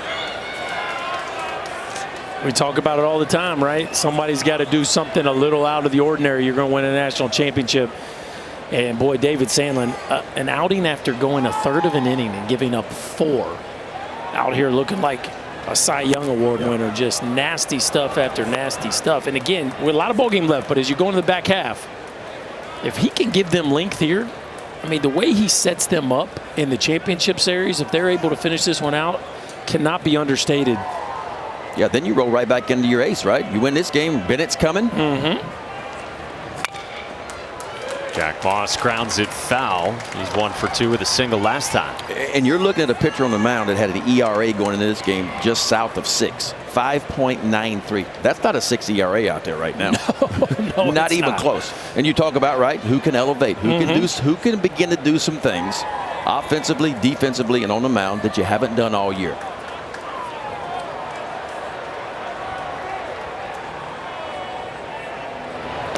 Bounced in 2-1, and from the A&M perspective, they haven't had big gaudy strikeout totals against starting pitchers this year. The most they had an opposing starting pitcher pile up strikeouts was 9 all season. Yeah, that just goes to show you how good the stuff is today from Sandlin. 4 hits for the Aggies against him. On the ground to short, Peyton Graham backhands and makes it a 1-2-3 5th inning for David Sandlin. We reach the halfway point. Sooners by 4. Talked to Tanner Treadaway yesterday about the team going to Rosenblatt, and he said we looked around. It was so different. It was so special to be there to see where the last Oklahoma team won a national championship. And even more so, we mentioned his grandpa Reggie. Well, he called his grandpa. He said his grandpa was extremely emotional. They shared a moment talking about what it was like for Grandpa Reggie to play at Rosenblatt, and now for Tanner to be here playing in this moment. He said it's extra special to be here his senior year, guys.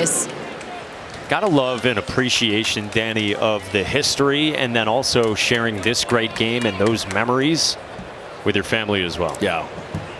And Skip Johnson's always a guy that we love to talk to, and he just seems like an old country boy, and that's what he is at heart. But it's more than that with him. And I love what he told us, you know, before the first game here about how he's at the old school coach. It's tough, but he's going to love on them too. He's going to love on them when he needs to, but he's going to get in them when he needs to as well. And I love that about him. If you can't get ready to play for a guy like that, you can't play for anybody, because it's honest, it's in your face stuff, but I love the fact that he loves on them too. National champions in 1951. when they were led by pitcher Jack Shirley. They actually started that season with 6 straight losses, but ended the year on a 13-game winning streak. Self-described, they just weren't a great team, but they won the national championship, and then they won it again in 1994. And we have heard a lot of excitement surrounding the Sooner program just in the last week. Heard from Stacey King earlier today. He was fired up to tune in and watch the Sooners. Great catchphrase for Stacey King, of the many. Give me the hot sauce.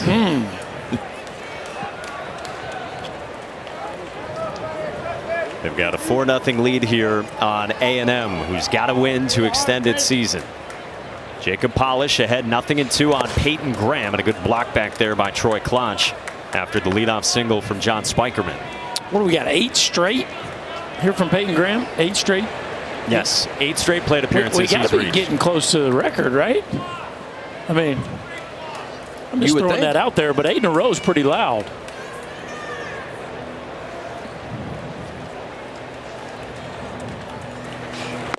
Strikes out here against Jacob Polisch.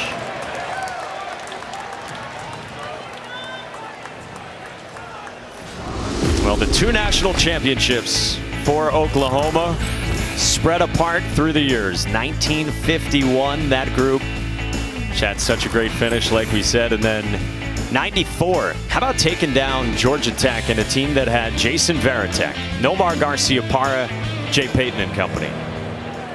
When I got to see Russ Ortiz today, one of the pitchers from that 94 national championship team, of course, had a long career in the major leagues. He's back in the house, rooting on his Sooners.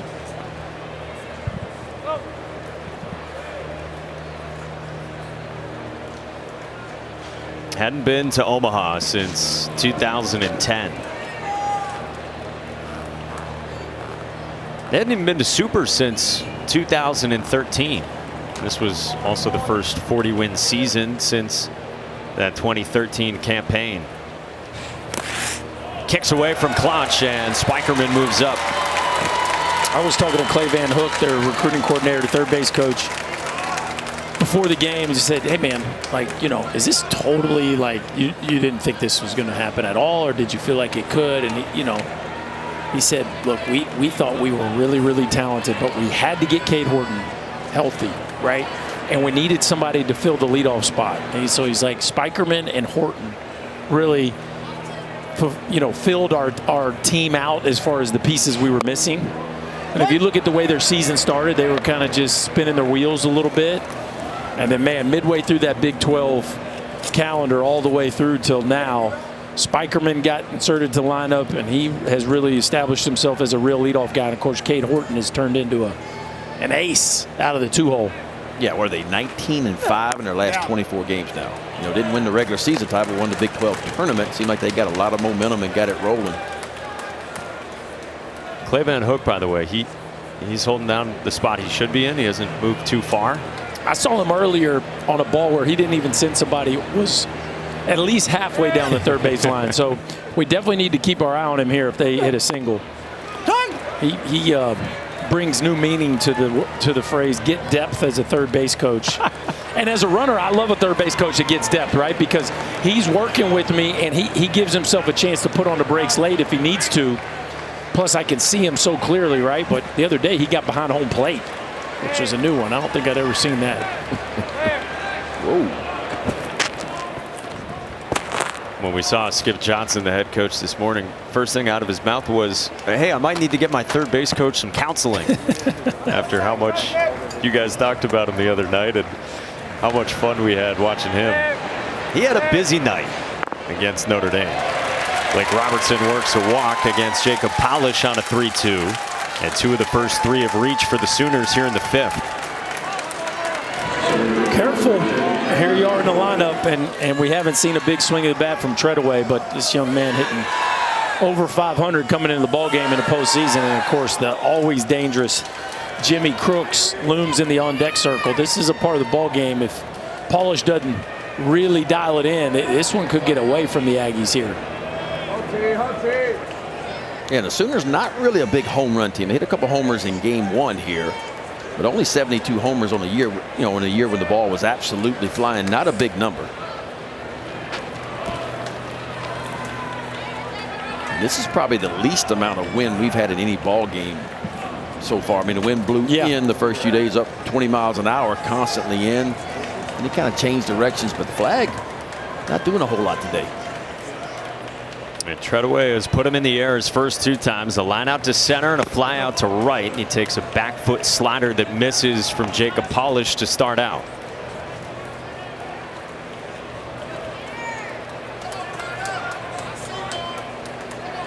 You talked about, Berkey, the belief in Oklahoma. Treadaway talked about it after the game on Sunday. We've always thought that we can play for and win a national title. They've been using doubters as fuel all season.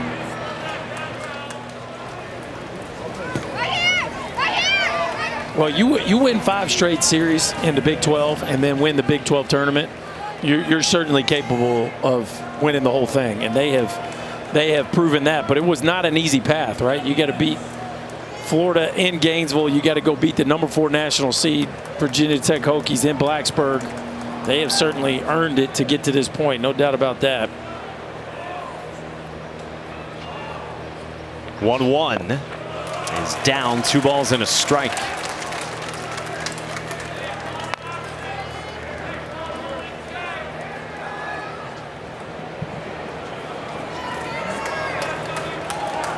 And Nate Yaskey, the A&M pitching coach, comes out for a visit. I like this visit right here. I mean, you number one, you're probably going to get the bullpen going, but number 2, you're right in the middle of a count that could potentially change the ball game. Right? Normally, we see pitching coaches wait till after an AB to go out and talk to a guy, but I don't know what you think, Ben, but it feels like there are more moments like this where everything feels like it could get away from you, where if you don't go out in the middle of an AB and make sure your guy's ready to execute whatever the plan is, you could end up with a mistake that really, really costs you. And this could be a lot of things. It could be how I want you to attack. It could be a mechanical issue that I'm seeing. It looks like to me he's talking to everybody, though. I think they're talking what he likes, right? That's 3 straight off-speed pitches, and it's like, hey, dude, you got a really hot right-handed hitter up. Do you trust yourself to go in? Do the breaking ball hadn't looked great this AB? Do you feel like you can land one? Like, where do we want to go? Because ultimately, you want to make sure whatever you call as a pitching coach, your guy on the bump that's what he believes in, right? That's what he trusts. That's right. And although it may be the right pitch, if the pitcher doesn't have the confidence to throw that pitch, it's got to be what he's most confident in. Because I never question pitch selection as much as I question pitch location, right? I mean, that's the key. The one that the pitcher has the most confidence in throwing in a big-time moment. 2-1, man.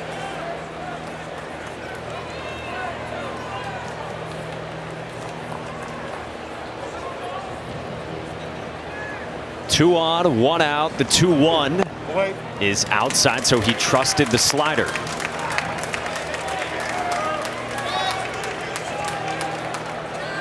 You better be real careful right here. Yeah, you better be able to locate a fastball here if that's what you're going to throw.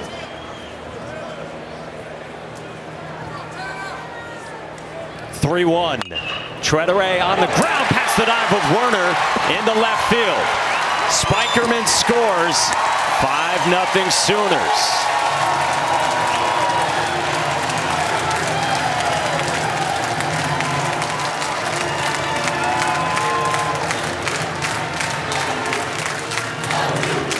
Well, it brings up Jimmy Crooks. Berkey, you said this is a dangerous spot in the lineup. He's gone deep twice. Yeah, and he just keeps coming up with runners on. How about in game 1 versus the Aggies, a 3-run bomb into the bullpen. Notice, folks, both of these are off left-handers.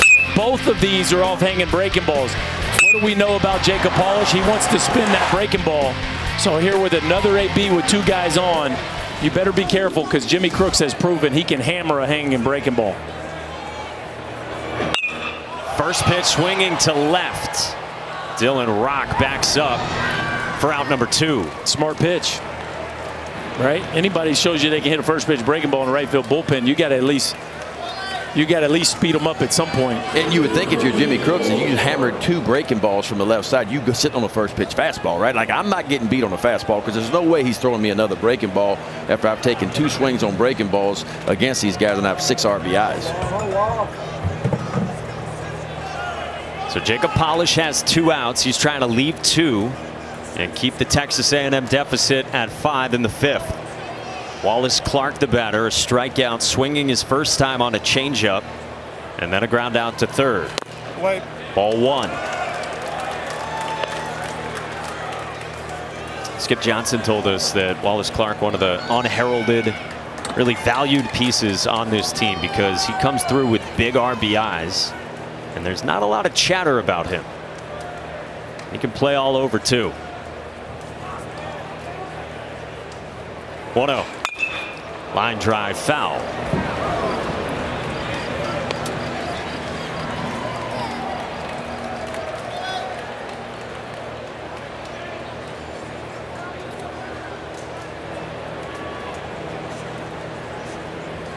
No more run support for David Sandlin.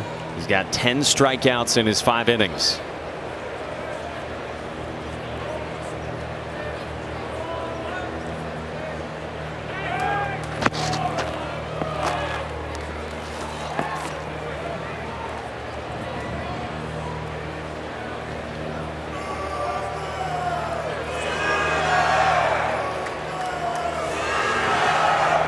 Blake Robertson walked before Treadaway's RBI single.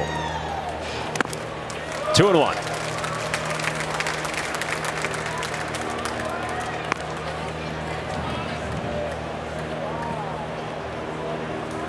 I just feel like at some point Oklahoma might try to steal third. I know it's 2 outs. You never want to make the third out at third, but Polisch has really been predictable with his looks at second base. Robertson seems to be creeping a little bit on him.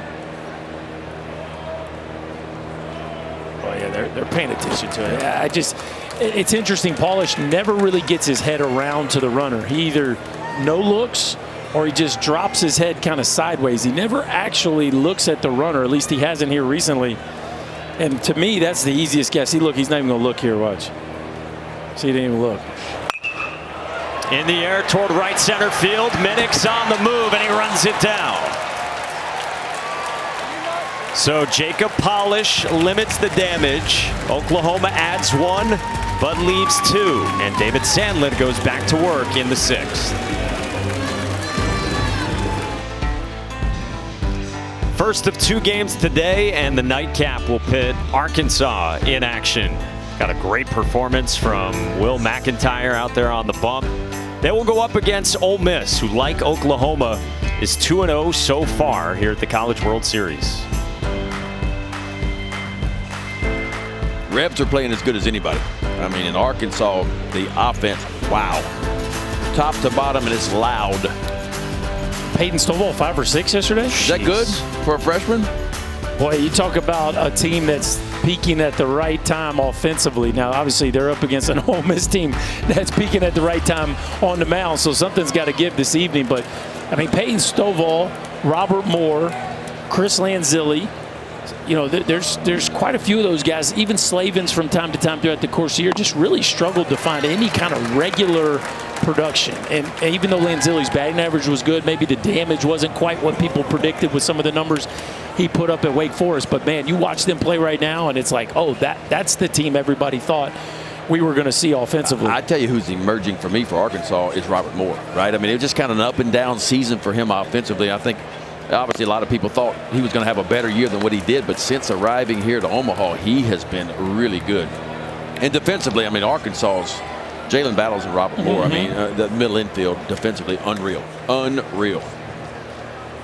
It was really fun chatting with Jalen Battles this week and talking about that pairing with Robert Moore and how they both make plays that leave you saying, wow. Like this swing from Dylan Rock in the air, left center field, and Tanner Treadaway can't get it.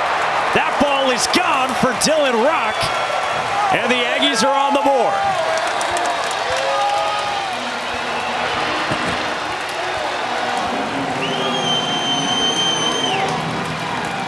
Well, you talk about the difference a couple days could make, right? That's a ball with that kind of launch that over the weekend would have had no chance to get out of the ballpark. But not a whole lot of wind today, and a really, really strong dude in Dylan Rock. And you could tell he really hit that ball well, but you just never know in this ballpark with that kind of height whether it has enough carry to get it out to the big part of the ballpark. But there's a big boy swinging the bat there by Dylan Rock. That one was hit.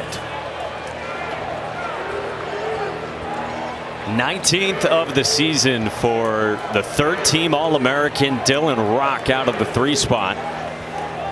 The Aggies have been waiting for a big blast from him. And now Austin Bose takes ball 1.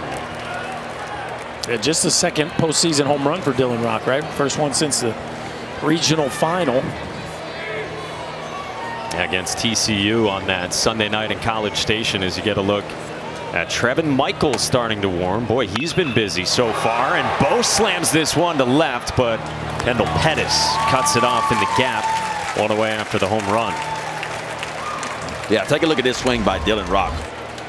Gets a fastball, 4-seamer, and I mean it misses his spot. Trying to go away, it never got there. Center part of the plate, and he knew it the instant it touched his bat that he had that one. Well, I tell you, he took his time for a ball that went out by about 5 feet. Let's see where this one goes. Look at Tread. It went out by 2 feet. Treadway was right there. That's some vertical leap right there. Real. Like a young Benny Mack. Let's not go too far. On the hardwood. No, I didn't play much above the rim. I was below the rim. More like a Kevin McHale? Yeah. Okay. Without those arms. Just pivot you to death.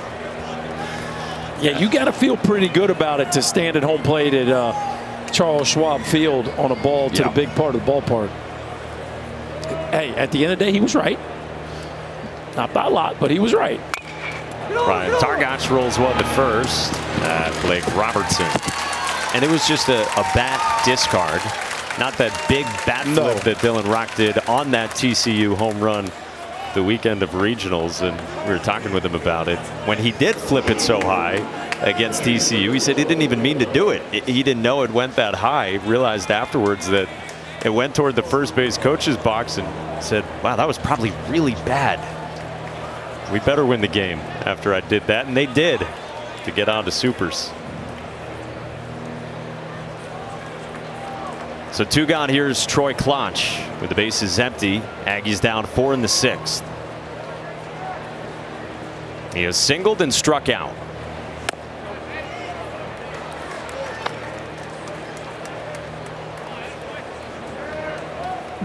They're talking yesterday about this pre-pitch routine that Klotch does. You hear a lot of talk with mental performance about a release point. He looks at his bat and then out at the right field foul pole, because he said he wants his eyes to adjust to something really close and then far away, preparing himself for looking out at a pitcher as well.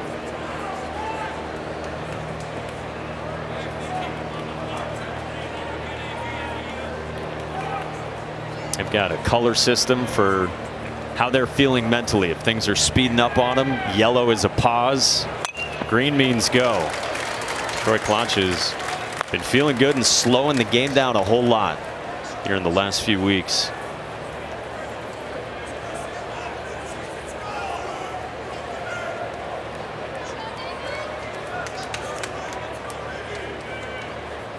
The Aggies with their first run off of David Sandlin here in this 6th inning. There you go. That's where he's made his living, right out there. And in the biggest moments, he's been able to get right back to the outside part of the plate. And he made a mistake to the home run, Dylan Rock. He left one right out over the plate. But for the most part, David Sandlin has been really good with that 4-seam fastball down and away to the right-hander.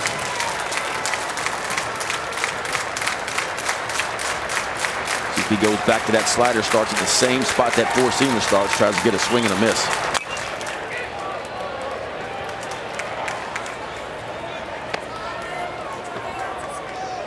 What do you think? One more inning if he gets out of this one right here? Yeah, 88 pitches. Now, Trevin Michael, you know, he pitched game 1 and game 2. 48 pitches in game 1, 36 pitches in game 2. Which was 2 days ago. Yeah. Right, you got He's had plenty of rest. Well, now they got Chaz Martinez, the lefty. He's got a big arm milling about. 2-2 to Clutch. Good take.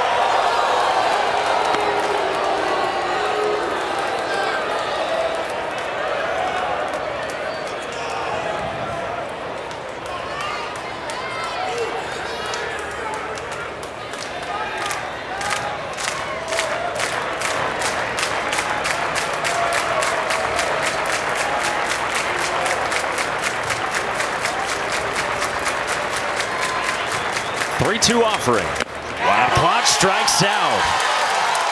Boy, snapped off a good one. 11 Ks for David Sandlin. Well, it took a while, but the Aggies are finally on the scoreboard. A big fly from their 3-hole hitter, Dylan Rock. Taking a second to admire that one, but man, the Aggies have some work to do. Down 4. Oklahoma needs 1 win, Texas A&M 2 over the Sooners to move on to the College World Series final. And as we go to the bottom of the 6th, it's the Sooners up by 4 on the Aggies. That was the first home run of the College World Series that's gone out to left center field. Out in that direction from Dylan Rock. Jacob Polisch back out there. 7-8-9 starts with Jackson Nicholas. 0 for 2 with a fly to center and a strikeout swinging.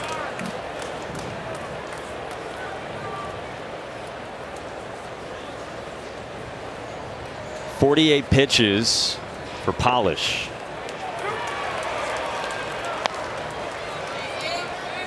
So I feel like Polisch can sweep that breaking ball a little bit more against the left-handers, and the right-handers got a little more depth to it almost.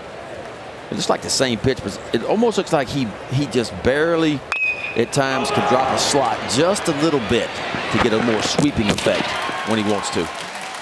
He covers the bag on the ground out to Jack Moss. Oh, the NBA draft is tomorrow from Barclays Center in Brooklyn.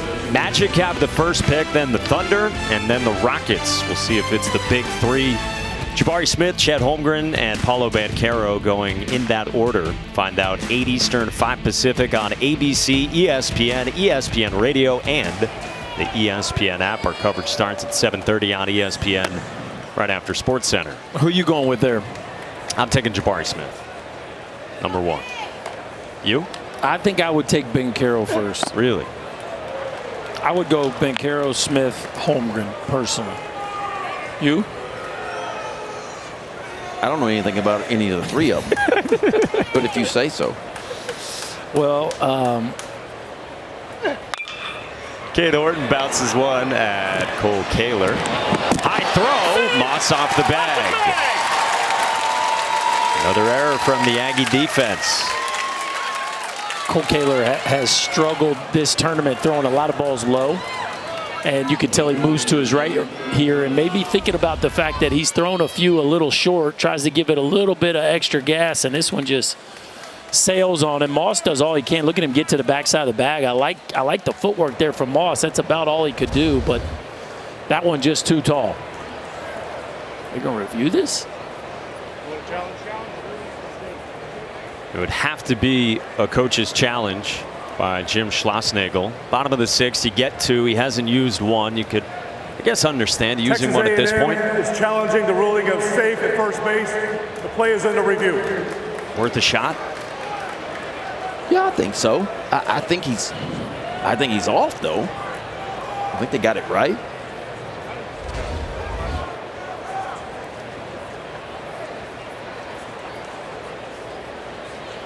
You can see that shadow there. Little bit of daylight. Yep.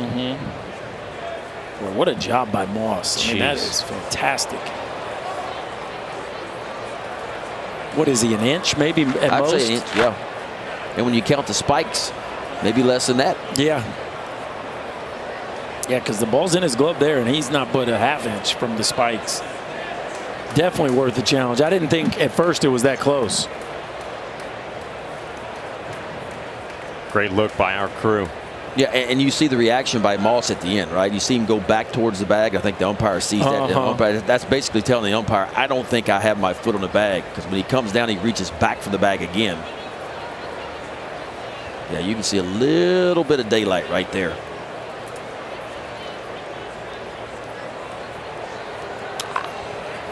I don't think there's enough there to overturn that one. As we have all come to love in sports, you need indisputable video evidence here as well to reverse the call. And the longer replay goes in baseball, the more appreciation I get for the umpires, because they almost get them all right. Ben, you've become pretty friendly with the umpires here this week. 2 days in a row. The boys hit me up again down in the hallway. Hey, take it easy on us today. Well, you're a big champion of the umpires. Always have been. I kind of like these guys. I didn't like the big league umpires. After review, the ruling of safe at first base stands. Texas A&M not is charged with confirmed. one challenge and has one challenge remaining. But Horton is safe, and so again, 2 challenges for a head coach. If you're successful, you keep it. Explain what stands means versus. Stands, they didn't necessarily confirm it with absolute certainty that he was off the bag, but there was not enough to overturn it. And so Horton is on in front of Kendall Pettis, who has struck out a couple of times. Boy, Pettis is a fun personality. Redshirt sophomore from Chicago. We chatted with him earlier this week, coming off a big super regional before arriving here. As he pulls back, he made a Blake Robertson type of catch in the supers in Blacksburg against Virginia Tech, and said he thought he was going to break his back going into the Virginia Tech bullpen. And actually, the Hokies pitcher, who was right there in the pen, looked at Kendall and said, "Hey, good job." Kendall said he should have thrown a pitch off the bullpen mound and then went back into the field to play. He pops this one up at Jack Moss for the second out. Well, Pettis is another one of these guys we talk about saving their best for the tournament. 5 homers on the year. 3 of them have come in postseason play. Not his best ball game so far offensively, but he has had some magical moments here in the postseason for the Sooners for sure. Guy's playing hurt too. He ripped his brace off his elbow and said, "Forget that," a while back, and he has turned it on down the stretch. 2 down for the leadoff man, the freshman John Spikerman, who has singled twice.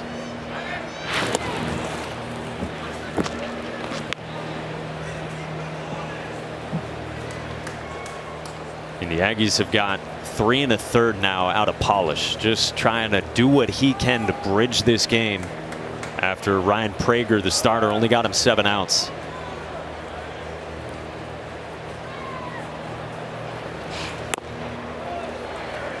There's that sweep to it, left on left. Yeah, Polisch now at 55 after 49 on Sunday.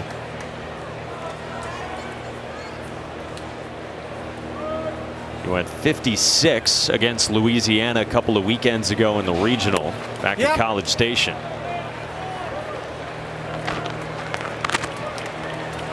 His most of the season 74 2 months ago at Georgia. Went 5 innings of 1-run ball in that game.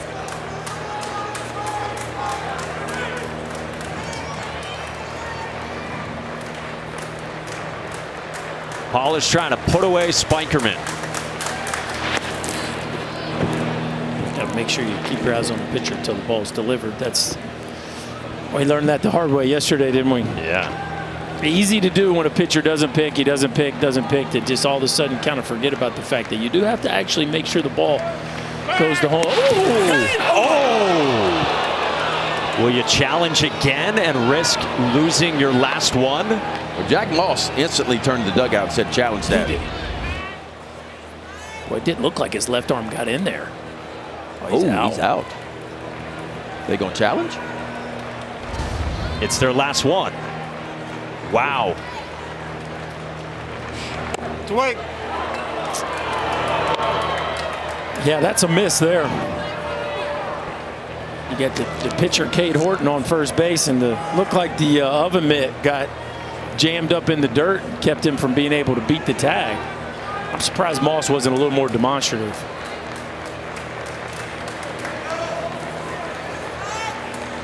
One, two. Spikerman floats it down the line. Diving bid by Werner. He almost made a spectacular catch. Lay it on the line, young fella. I mean, you talk about emptying the tank on a ball that was landing on probably the least friendliest part of this ballpark to dive. I mean, that brick dust track does not feel good. It's a big man over there laying it on the line too. Love to see it. 6'3", 220, Trevor Werner, who was battled here in the NCAA tournament. And at first, 2 outs, bottom of the 6th. So again, once you get to the 8th and 9th innings, you don't need to be using the coach's challenge on plays like that over at a bag on a forced play or a tag play. So I guess the thinking is, hey, you got 2 strikes, you got 2 outs. Save it for that one more inning where we would need a challenge in the 7th. Trickler back to Polisch. And all's well that ends well. Jacob Polisch with more good work. He's gone 3 2/3 in relief. Aggies coming up, down by 4. Well, on the road to Omaha, Oklahoma came here with Jake Bennett as their #1 starting pitcher. And then their #2 and their #3 here at the College World Series have both punched out 11 on this stage. Crazy. Cade Horton was unbelievable. 6 innings, 1 walk, 11 punch-outs. Sandlin at 1 walk and 11 punch-outs on the day so far. And they are going to try to squeeze another inning out of him, or at least some amount in this 7th, facing 7, 8, 9 in the A&M order. They say Omaha. Omahogs. 91 pitches from Sandlin. And he's ahead of Brett Minnick. Struck out his last time, 0-2. David's parents watching. High fastball right here, Berkey. All right. Slowed the bat down twice. I like the heater right down the middle of the plate and elevated just above the top of the zone.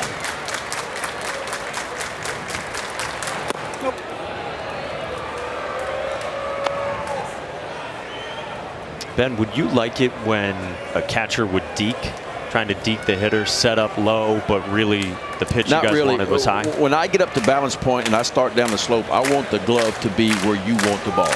I don't want to see a moving target. I felt like a moving target threw me off. In the air, shallow center. Graham drifts out. He calls for it. And there's 1 gone in the 7th.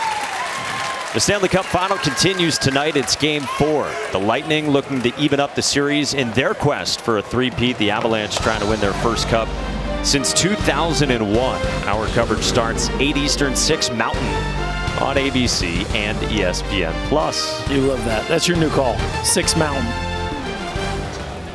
Hey, the Mountain time zone needs love too, don't they? 2-hour difference from the East. Ben, any skates on your feet in your life? A couple of times, and neither time did it end well for me. Like, the ice is really hard. It is hard and not very forgiving at all. That's why I avoided it. I had to try 0 times for me. I had to try it, but you know that and snow skiing is not. It's a little different than I grew up water skiing, which I could do that a little bit, but snow skiing just the opposite. The way you lean and your balance is totally different, and some nice nasty wipeouts on that end as well. A little bit more forgiving. Thompson catapults this one to John Spikerman. A couple of fly ball outs pretty quickly from David Sandlin. Yeah, not too often you retire the Aggies. And what, 4 pitches this inning so far? 2 outs, 4 pitches. You'll take that. Yeah. Any point of the ball game, but especially here now in the 7th. Like, wow, that is as good as you could hope for if you're Skip Johnson. Yeah, what I love about it, he gave a leadoff home run to Rock, right, to start the 6th inning. Then he settles right back in, collects the next 3 outs, and the first 2 here in this inning.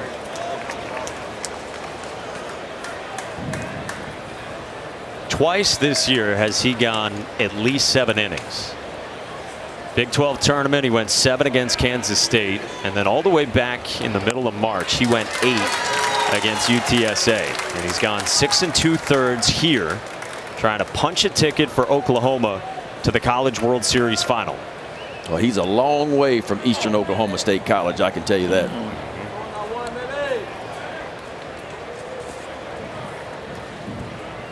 And from not making his high school team as a junior. 1-1 on Cole Kaler. That's pretty hard to believe. As a junior. And now here he is just carving in the College World Series. That should give a lot of youngsters hope out there. Yeah, whoever the high school coach was got to be sitting back going, it's kind of like Michael Jordan's high school coach, right? What was I thinking? Very strong program, the school he was at outside of Tulsa. I'm sure he grew late. You know, I'm sure there's some pieces to that story that we don't know completely. Either way, it's a neat story. Ahead of Kaler, 1-2. Here in the 7th. Sandlin deals. Oh yeah. Check swing. He went around. A dozen strikeouts for David Sandlin in 7 innings of 1-run ball. The Sandman's doing it right now, folks. Fastballs and wipe out breaking balls behind it. I tell you what, 7 innings of work, 1 run, 1 walk, and his 12th punch out. And you know the big right-hander is fired up. David Sandlin off the mound in Omaha. A career-high 12 strikeouts, tied for the most by a Big 12 pitcher in the Men's College World Series. Wow. That's a pretty neat stat, huh? Some kind of performance here in this one. His Oklahoma team is up by 4 on Texas A&M, who would need to beat the Sooners twice. Oklahoma just needs 1 win in this double elimination setup to move on to the best of 3 finals set to begin here on Saturday. Jacob Polisch still out there. He's facing 2, 3, and 4, beginning with Peyton Graham. 61 pitches for Polisch. Yeah, he's gutting it out.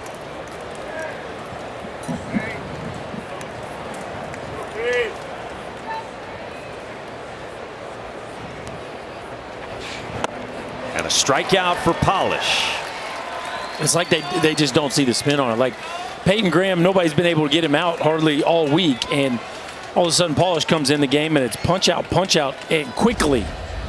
You talk about just coming up empty, man. You see the dot on it there. There's a little bit, but it's not the same kind of dot as a typical slider. I don't know if that's something to it or not. Well, the hitter tells you, right? The hitter tells you when a guy's red hot as Peyton Graham can't even tip it off. Yeah, there's something different. That's more of that 12-6 shape than the one that has been sweeping a lefty. Yes, against the left-hander, he sweeps it more than he does against the right-hander. The right-hander feels like he's got a little more depth to it. Against the lefty, he sweeps it across. And when he does that right there.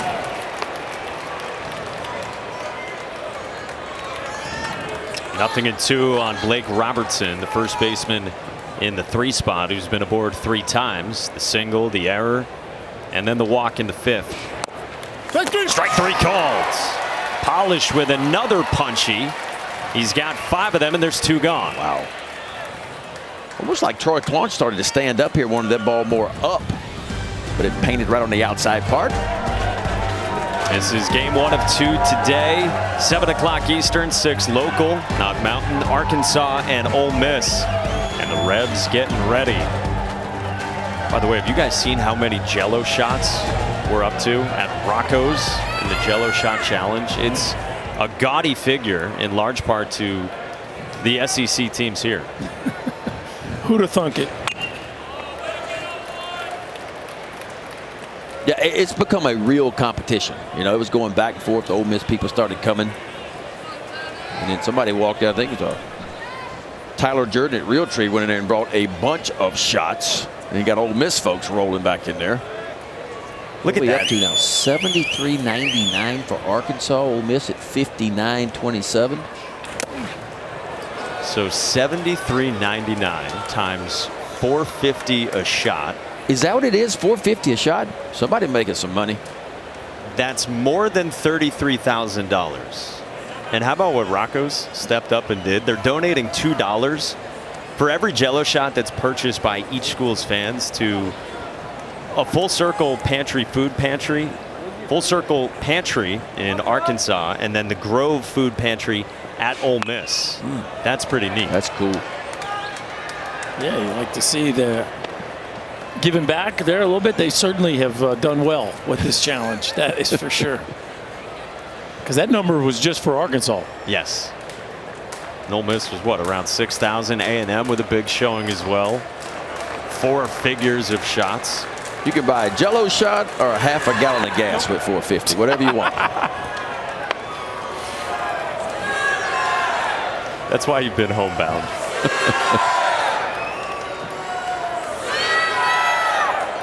Well, 2-2 on Tanner Treadaway. Had a run scoring single his last time, 1 for 3. Polisch is 2-2. Yes. Back foots Treadaway, gets away from Kloch, who fires and stamps the strikeout. So Jacob Polisch strikes out the side in the 7th. And boy, he's done yeoman's work, keeping Texas A&M hanging around, down by 4 as we go to the 8th. We welcome you back to the College World Series in Omaha, Nebraska at Charles Schwab Fields, where Oklahoma has received wonderful starting pitching in the last couple of games, paired with what Jake Bennett did as well. Rock solid 6 innings on Friday in the opener. Man, that's doing it. I mean, that's what it takes, right? Strong starting pitching, guys that can give you some length. And how about the walk to strikeout ratio? I mean, 2 walks in 3 games and 26 punch outs by this Oklahoma starting pitching crew. I mean, Bennett gave up 4. Of course, Horton gave up 2. And Sandlin just won today, but 26 strikeouts versus 2 walks. They are not beating themselves. Trevin Michael comes on, and boy, he's been busy. Now pitching in all 3 games for the Sooners. Yeah, the numbers on the year, 4-1, but a very good ERA, 2.8 ERA. Love the strikeout to walk ratio. 93 punch outs, only 19 walks. He will face top of the lineup for the Aggies, who trail by 4, facing elimination with 6 outs left to play with. And they start with Trevor Werner, who gets strike 1. He homered yesterday against Notre Dame. He said, you know what? I walked up to home plate, looked at the painting of the College World Series logo behind the dish, and that helped me relax a little bit. Got calm, went deep, settled the nerves. I like it.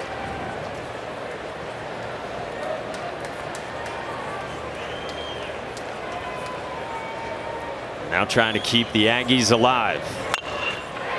Right field, falling fast. Spikerman comes on and makes the running catch. 1 away.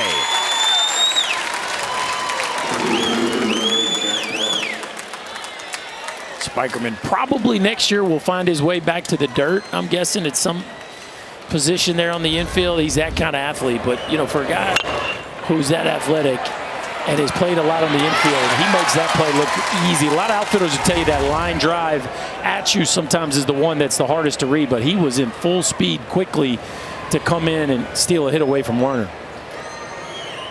And now Jack Moss with 1 out. Moss 1 for 3, singled in the 3rd.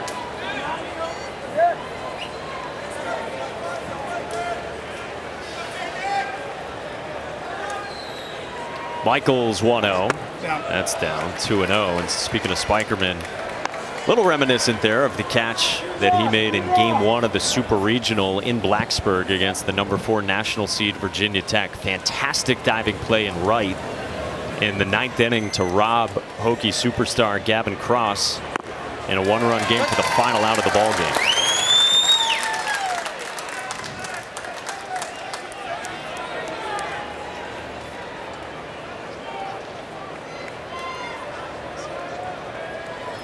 Michaels 2-1 to Moss.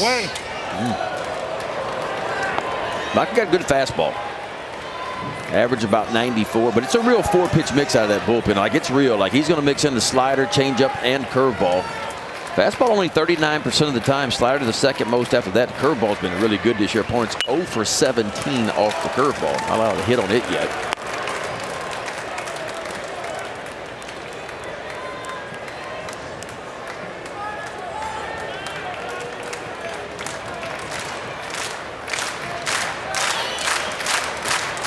3 balls, 2 strikes on Jack Moss. Michael deals and walks Moss to get aboard with 1 out for the Aggies here in the 8th. Well, this is the guy you want up with somebody on base, right? Dylan Rocket. It had been a while since he had launched one. But boy, did he launch one his last AB, a fastball out over the plate that he put his best swing on. Now watch this. We talk about launch angle a lot, right? This is a fastball that goes straight up off the bat. Now most people, Ben, don't have the juice to hit 135 degrees up and get it out of the yard. Certainly not at a place as big as Charles Schwab Field, but 34-degree launch. The average major league launch angle is about 29 on a home run, right? So he's hitting that ball 5 degrees higher, yet still had the horsepower to get it out to the big part of the park. That tells you how strong Dylan Rock is. And again, if you're just joining us, we said first home run here in Omaha this week that's gone out to left center field. He takes strike 1.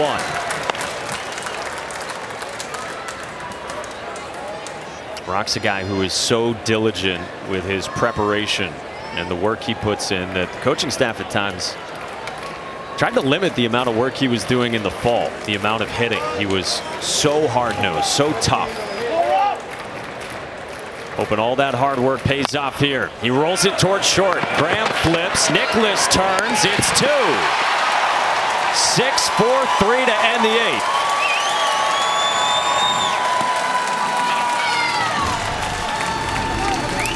The Sooner defense right on time. A pitcher's best friend, Big Ben. The old 6-4-3 to get the Sooners off the field.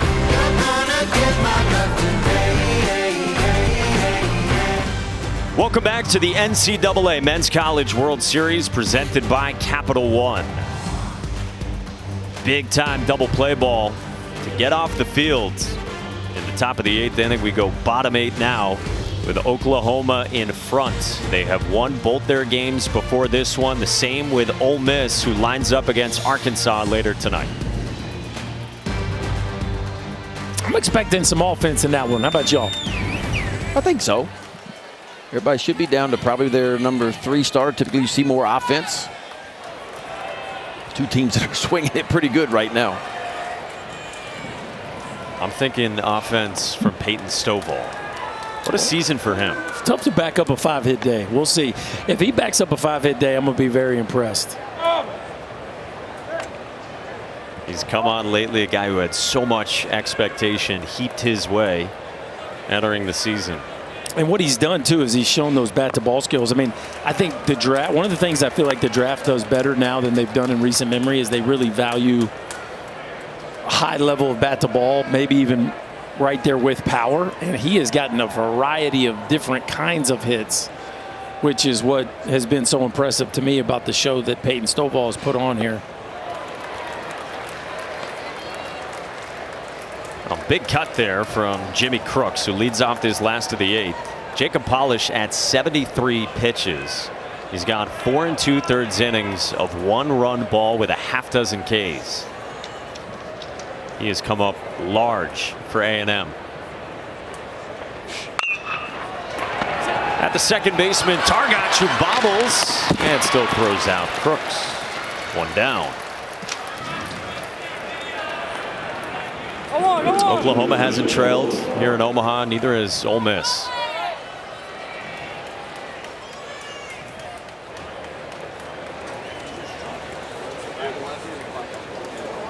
Peyton Stovall 9 for 16 with 10 ribbies. 10. That's a pretty loud week. Mm-hmm. How about a kid turning out a lot of money too to show up at Arkansas. And I'm just telling you, you look at the leaderboard here at the College World Series is littered with Razorbacks. Yet Ole Miss has been pitching at an elite level now for the last few weekends. It'll be interesting to see without one of their 1 or 2, right? It's not DeLucia or Elliott. Without one of the top 2 guys on the bump, can they slow this Arkansas offense down? Did I see where Gaddis is? Isn't Gaddis going for Ole Miss? Yes. You look at who has the most hard hit balls, 95 plus miles an hour exit velocity. The top 3 guys with the most hard hit balls all Razorbacks. Lanzilli with 8, Caden Wallace and Peyton Stovall with 7 each. It's been a laser show. Yeah, it really has. Top 3 in runs, top 2 in RBIs. Like, I mean, again, the Razorback offense for most of the year was, kind of just middle of the pack in the Southeastern Conference. But I think everybody was so bullish on them for so long because it felt like the talent was better than the production. But at this point, the past is the past, right? All that matters is how they're doing right now. And Peyton Stovall and Chris Lanzilli especially are carrying some heavy weight right now.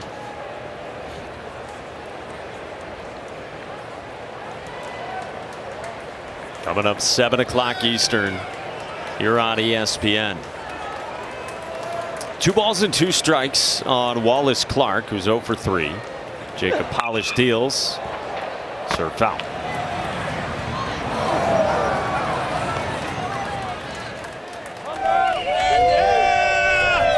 Looks like a solid tailgate scene. Pre-gaming, right? We got Hogs and Rebels together there. Good for them.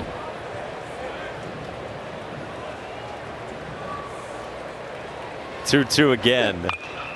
Rolled foul. Now would the LSU Tigers be mixed in with the Razorbacks if it was that matchup? Only tonight? if the Razorbacks would let them. Yeah. Okay.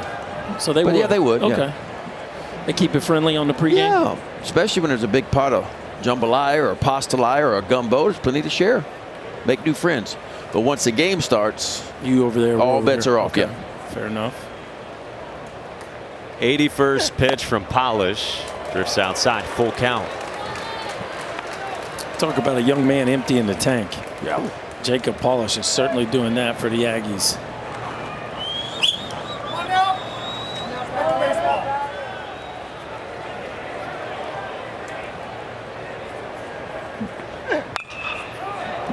Gets Clark to pop this one up and foul ground outside of first, and that reaches the first row.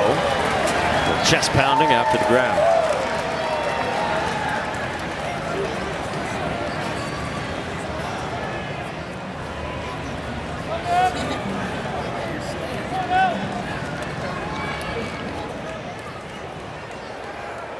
Season high in pitches for Jacob Polisch, the 23-year-old who spent 4 years at Stanford. Was one of the biggest transfers in the country, according to D1 Baseball. 9th pitch, he strikes out Clark. 7 Ks for Jacob Polisch. He has been huge. Just wearing out that inside part of the plate. Slider's been good. 2 different sliders, 2 different shapes for me. And he can dominate to his glove side, inside for right-handers. See where Troy Claunch is right on the inside part. Claunch might have stole that one too.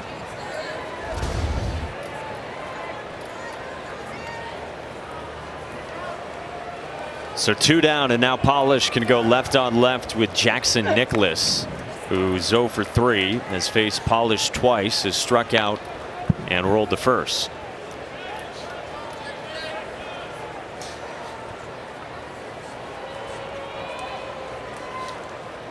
Polisch had his Stanford teammates watching in the Super Regionals when he punched the Aggie ticket here to Omaha. He told us this week there were so many emotions running through his head when he saw that.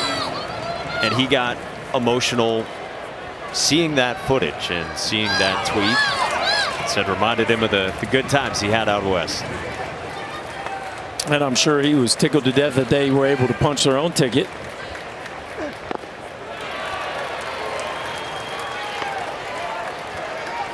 He was really close with Alex Williams, Quinn Matthews during his time there. They certainly could have used him. There's no doubt about that. He has been some sort of special for the Aggies. His 1-2 strikes out Nicholas. All sorts of locked in. Jacob Polisch with 8 Ks. He has set down 8 in a row as we go to the 9th inning. The NCAA College World Series is presented by Capital One. What's in your wallet? Well, we ride along into the top of the 9th inning.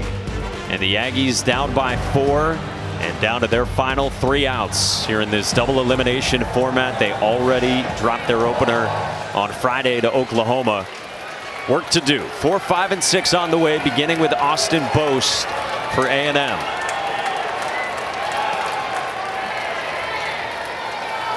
Trevin Michael deals and starts with strike 1. Fly out to left, line out to left, and a walk sandwich between for Austin Boast. He's the only Aggie that hasn't struck out today. That's how good Sooner pitching has been. And that's a good start for the Aggies. Hard hit single into center, and the leadoff man is on for A&M. All right, that's how it starts, right? Get the leadoff guy on, get a little energy in the dugout, figure out a way to bring the tying man to the plate. We've talked about it before, Berkey, the last few weeks, how Jim Schlossnagle said nothing this team does anymore surprises me. The most resilient team he's coached, and here they are with work to do in the 9th. Ryan Targach, the batter, 1 for 3 from the 5 spot. He had a bullet single in the 4th at 106 off his bat.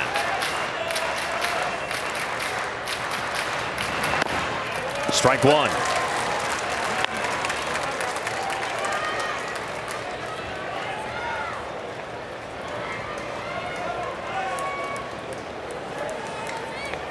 A season for A&M that began with them unranked.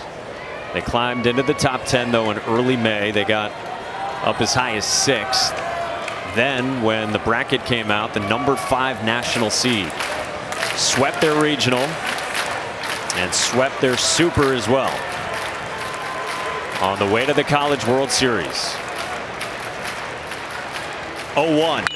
Targach on the ground, swallowed at first, and Robertson gets the force at the bag. Boy, some thought that maybe he would have gone to second with that throw, but he took the sure thing. Yeah, I like that better, don't you? And I mean, I know that's the right play to get the lead runner, but I'm looking at a 4-run lead. I'm chasing outs right now. And why take a chance on a bad throw? Why take a chance hitting a runner in the back? Get that out over at first base. Get the first out of the inning.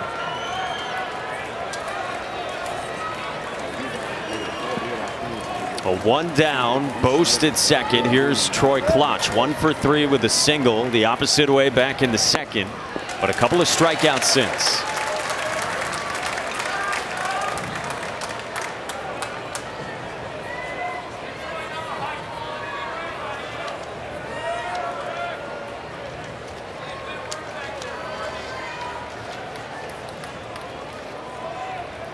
Oh, 1. Check swing. Klotch went around.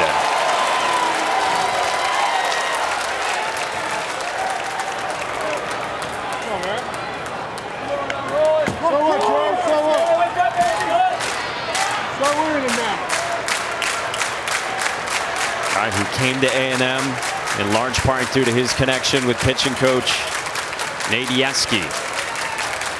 0-2. Klotch on the ground to short. Graham backhands. 2 down.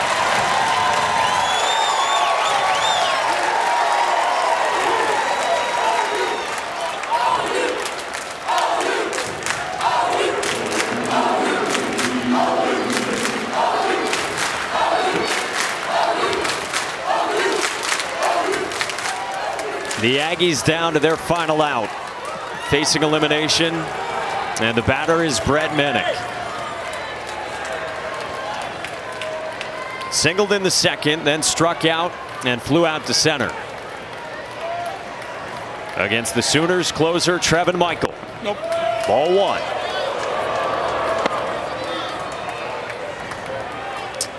Been a pretty good formula for the Sooners today, right? Fill up the zone with strikes, play catch on defense, make the Aggies earn every base runner they get. They have executed it flawlessly here for 8 2/3. 1-0. Nope. Up and out.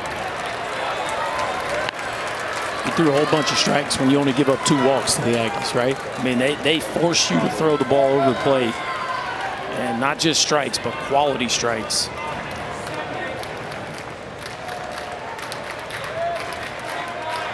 Oklahoma trying to punch a ticket to the College World Series final. There's a strike at 95.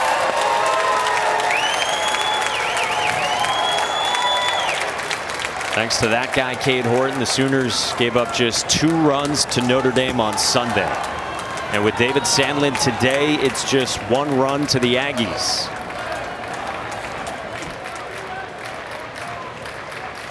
Two-one pitch. That's fouled off, and the Sooners are 1 strike away.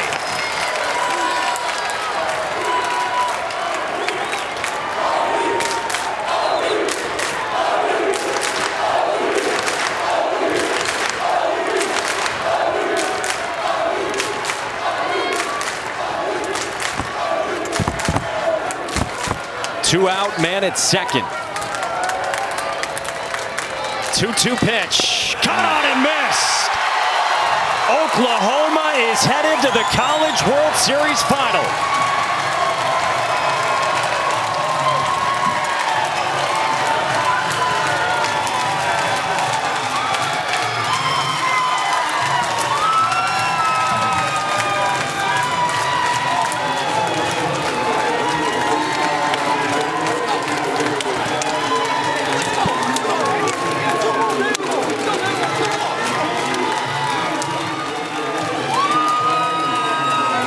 What a story.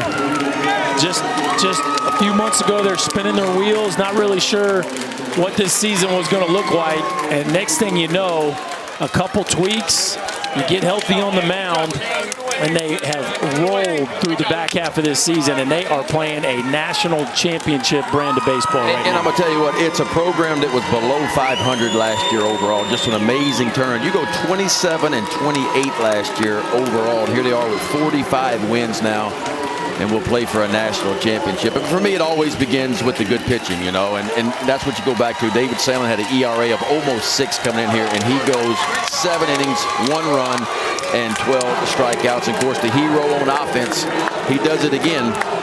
Jimmy Crooks, 2 for 4, a homer, and another 3-run home run. And heartbreak on the side of the Aggies, who got to this point in thrilling fashion with quite a performance. Hats off to Texas A&M. But the story here about the Sooners and our Capital One rewarding performance, Crooks and Sandlin were great. Yeah, Jimmy Crooks right here. 3-run shot, his second 3-run shot here in Omaha. And of course, that guy right there. We always talk about who's going to step up, who's going to elevate their game when it matters the most. Well, clearly, David Sandlin, the Sandman from now on, was on point for Oklahoma today. He struck out a dozen, and he is standing by with Danny Wexelman. David, your team's heading to the College World Series finals. How does that feel? I mean, there's no better feeling in the world. I mean, blessings from God for our team to fight all year. I mean, we've been doing it all year. People have been counting us out, and we finally get to show them what we're made of on the biggest stage, so I'm excited. 7 innings from you, 1 run, 12 punch-outs. What was the difference today? Just switched up some things mentally, just attacking the hitters. We knew we had a game plan going in. All I had to do was execute it to the best of my ability. Jenny, Coach Johnson called a great game back there, and I just did what I could to give my team a chance to win. And for your team, they haven't trailed in the College World Series offensively. How impressive are your bats? I mean, I like to think we're the best offense in the nation. I mean, statistically, we're up there. I mean, these guys go out there and execute Coach Willett's plan, Coach Van Hook's plan every day, every time we're out there on the field. And when you're a pitcher and you have that lead, it's really easy to go out there and throw. Lastly, your sister Holly, she battled cancer. She just passed last month. But she was your biggest fan and inspiration. Were you a little extra fueled today?